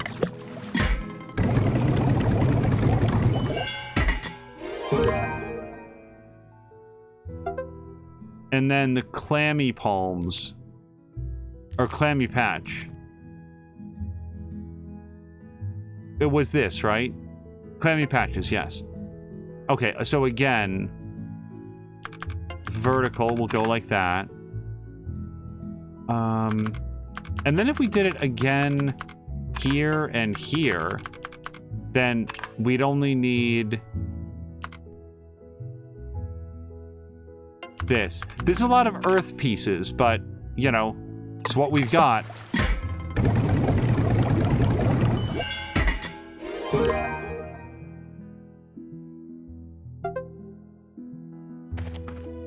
Okay, let's go give her cures.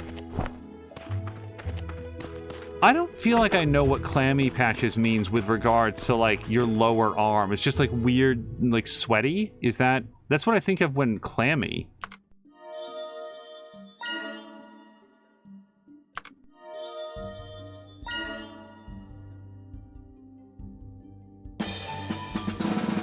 Boom! I feel like you should get a friendship bonus with them, too, when you, like, make them better. Thank you for your help. I owe you. Here's some moon cloves. And that was a good payout. So we're very close now. Actually, I think that we can go get the axe upgrade right now. We've got lots of wood. We've got plenty of stone. And we've got over... Watch it be like 1,080. Oh, actually, you know what? It's very early in the morning. If we try to go there, we're just going to wind up waiting around outside. So, let's...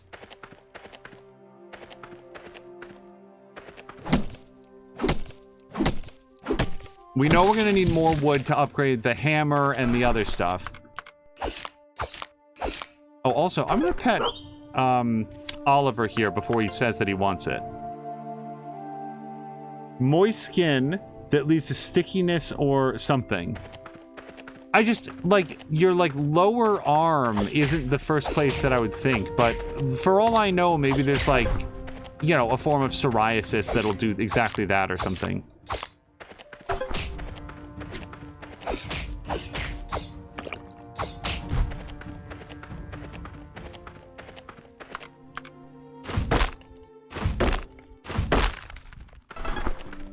I feel like a good goal for today, because I was using a lot of like slimes and stuff, fighting the monsters to get their slime and their spores, probably helpful.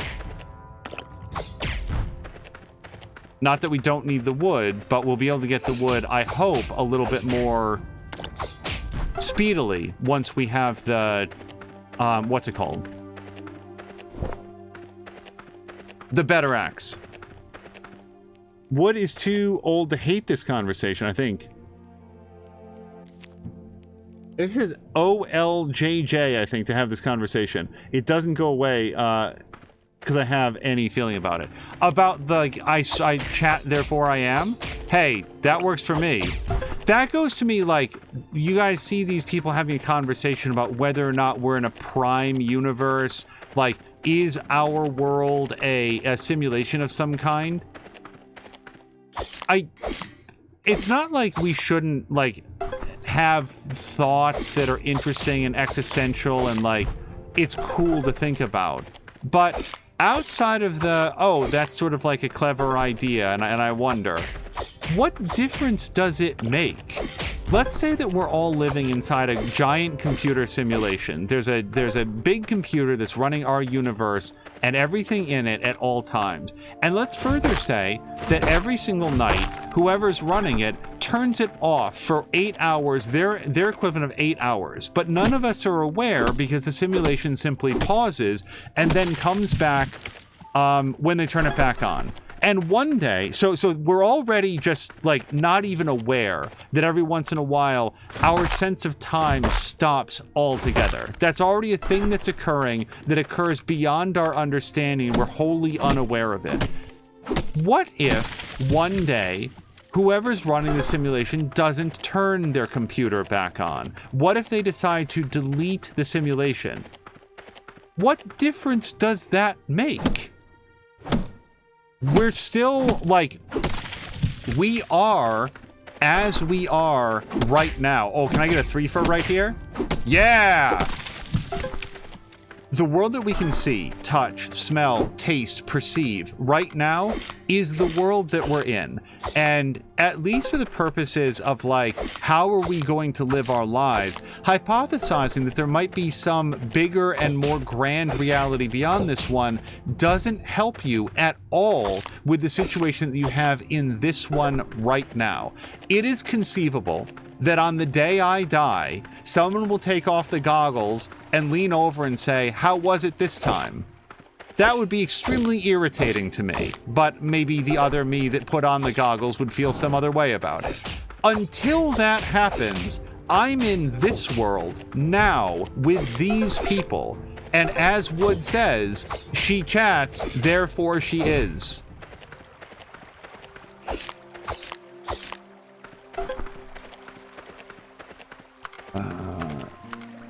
Axe.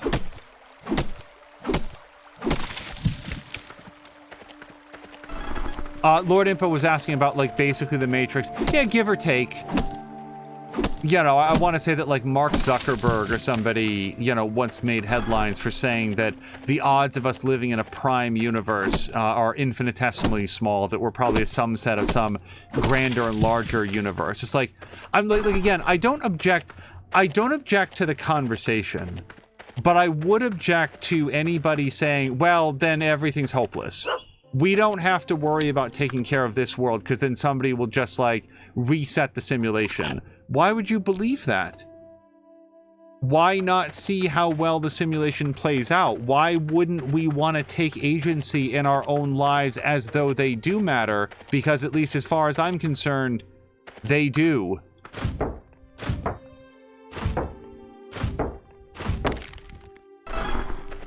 Okay. Let's go see. It should be late enough, if they're open today, that we can go to the craft and spend.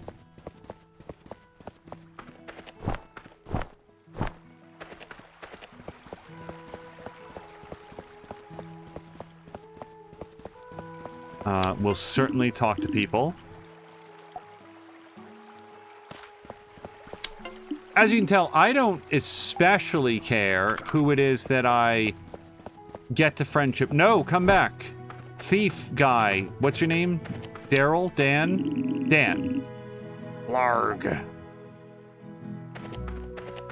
Also, I've been saving money, but I would like to do some more fishing. I do feel like that's going to come up pretty handy. This... Well, it did say that we could do some... Oh, hold on.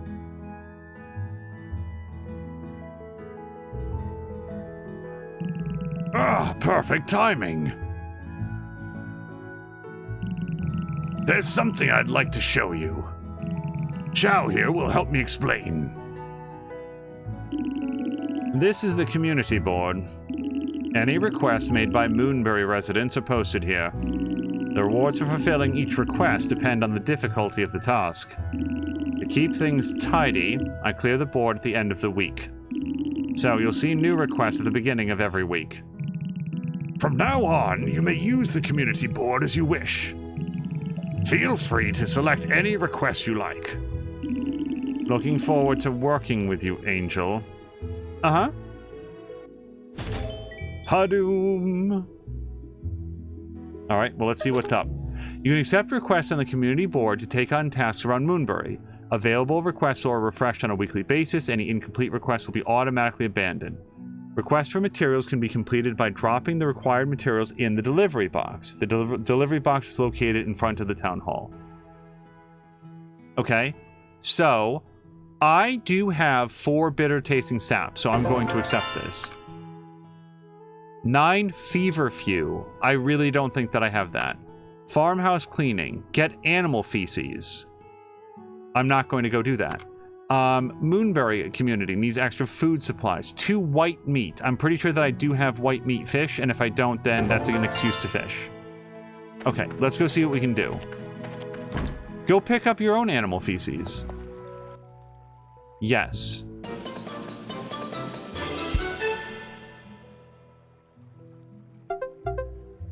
And yes.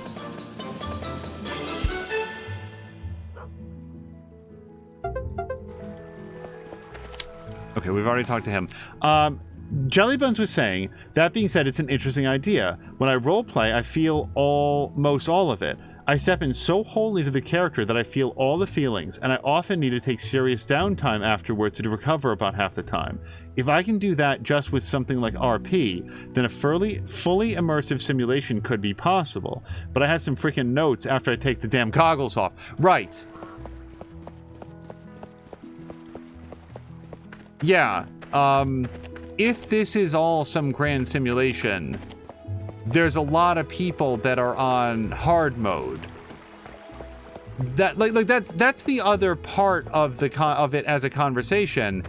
It feels like an excuse to say that hardship and problems and crises, well, they don't really matter because it's all just a simulation. It also gives rise to that, oh, this person is just an NPC thinking that you see sometimes. Oh, like there's certain people in the world that don't count because they're just there to be background characters while I, the main protagonist, carry on with the real business of being a real person. Remember, like, it was only a couple weeks ago. Oh, Carol Luna's got a turn in. Carol Luna, thank you so much. I hope you have a great evening. I did not see what my friendship was with her. Cassandra, what's my friendship with you? Okay, this is within Clove territory. Boom. I want to make sure that we never waste a Clove gift, like whatever it's called, the gift. I wonder what kind of flowers grow in the capital. Care to tell me more about them? Yes, we have soot blossoms. We have weeds. Something called a stink melon, but it doesn't actually have any fruit attached to it. It just stinks real bad. Well, they might be home.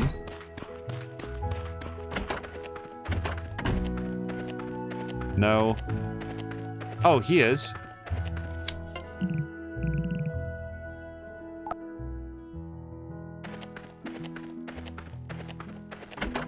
Ah, there she is. Hi.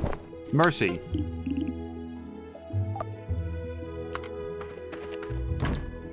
Okay, for all of that, oh, darn it, see, I'm gonna hope that I said hello to her. I still didn't make it over to the Hearts and Sparks.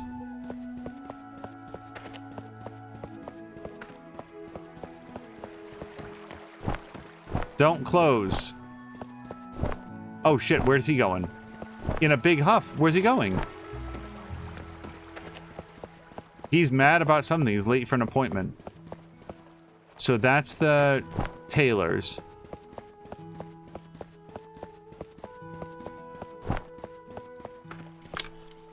She looks like she's on her cell phone, depending on the angle that she's at.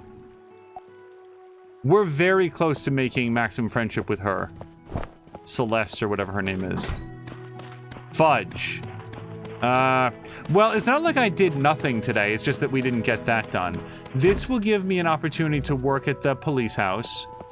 We can't talk to Opalheart. Lord Impa is saying, if my counterpart, who's wearing the simulation goggles or something, I would wake him up in the most effed up way imaginable.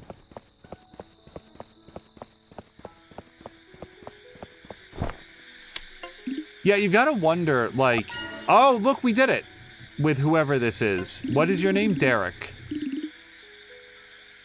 Hold on. I'm going to talk to her. Okay, we already talked to Rue for today. Okay, Derek, I'm gonna need you to step aside, friend. Come on.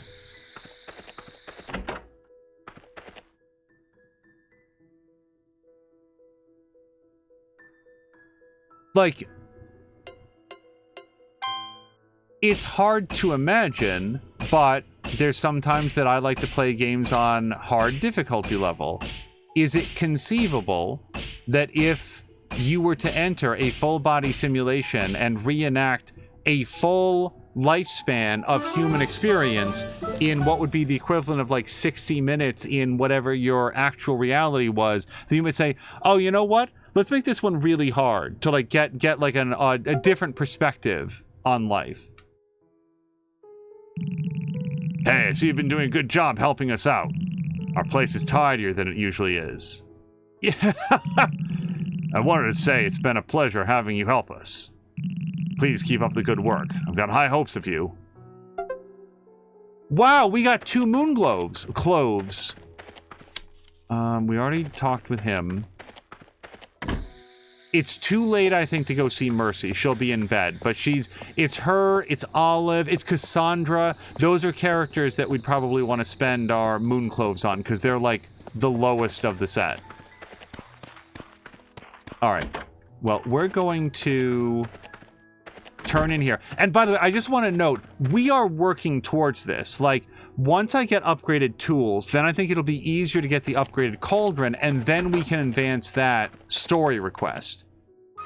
But I feel like that's the smart way to go about it, because, yeah. So this is a good place, I think, to call it. We don't have anybody coming in to bang on the clinic door or anything like that. And we have a pretty clear sense that on this next day, what we'd want to do is upgrade the axe, then use the axe to get more wood to upgrade the hammer, then use the upgraded axe and hammer to get more wood and more things to get the last thing, and then we can do some more side tasks and make some extra potions and sell those as we go. So I feel like we're going to make some pretty rapid progress coming up and be able to cut down the better trees. And I'll say, as soon as I can get the better, like 2 of the tools upgraded, we'll do a more thorough adventure into like the new area that we unlock. My thought is, once we go in there, we'll have like a higher tier of stuff and probably a faster payout of wood and stone. I just want to make sure that we have a good quality set of tools that we can actually harvest it and not get exhausted immediately. Innertooth is saying, AI simulated 600,000 universes, each 30 billion years, calculations done in 5.1 minutes. Only 0.01% had humans in them. All of those failed to save the Earth. Hey man, never tell me the odds. Feel like we can get it done somehow. Okay, so let's call it here, and then we're going to go ahead and find somebody fun to raid. You guys, this was super fun. Mia was not able to stream today, so it was my honor to be able to take over her slot here for Alchemical August, and we will see you again in 1 week's time for, I think that'll be the second to last episode. I'd have to check the calendar, but August is a little bit of a longer month, so we do have, I think, a total of 4 episodes. It works out a little bit weird. We'll see from there. You guys, this was a ton of fun. Thank you so much, and I hope you have a great evening.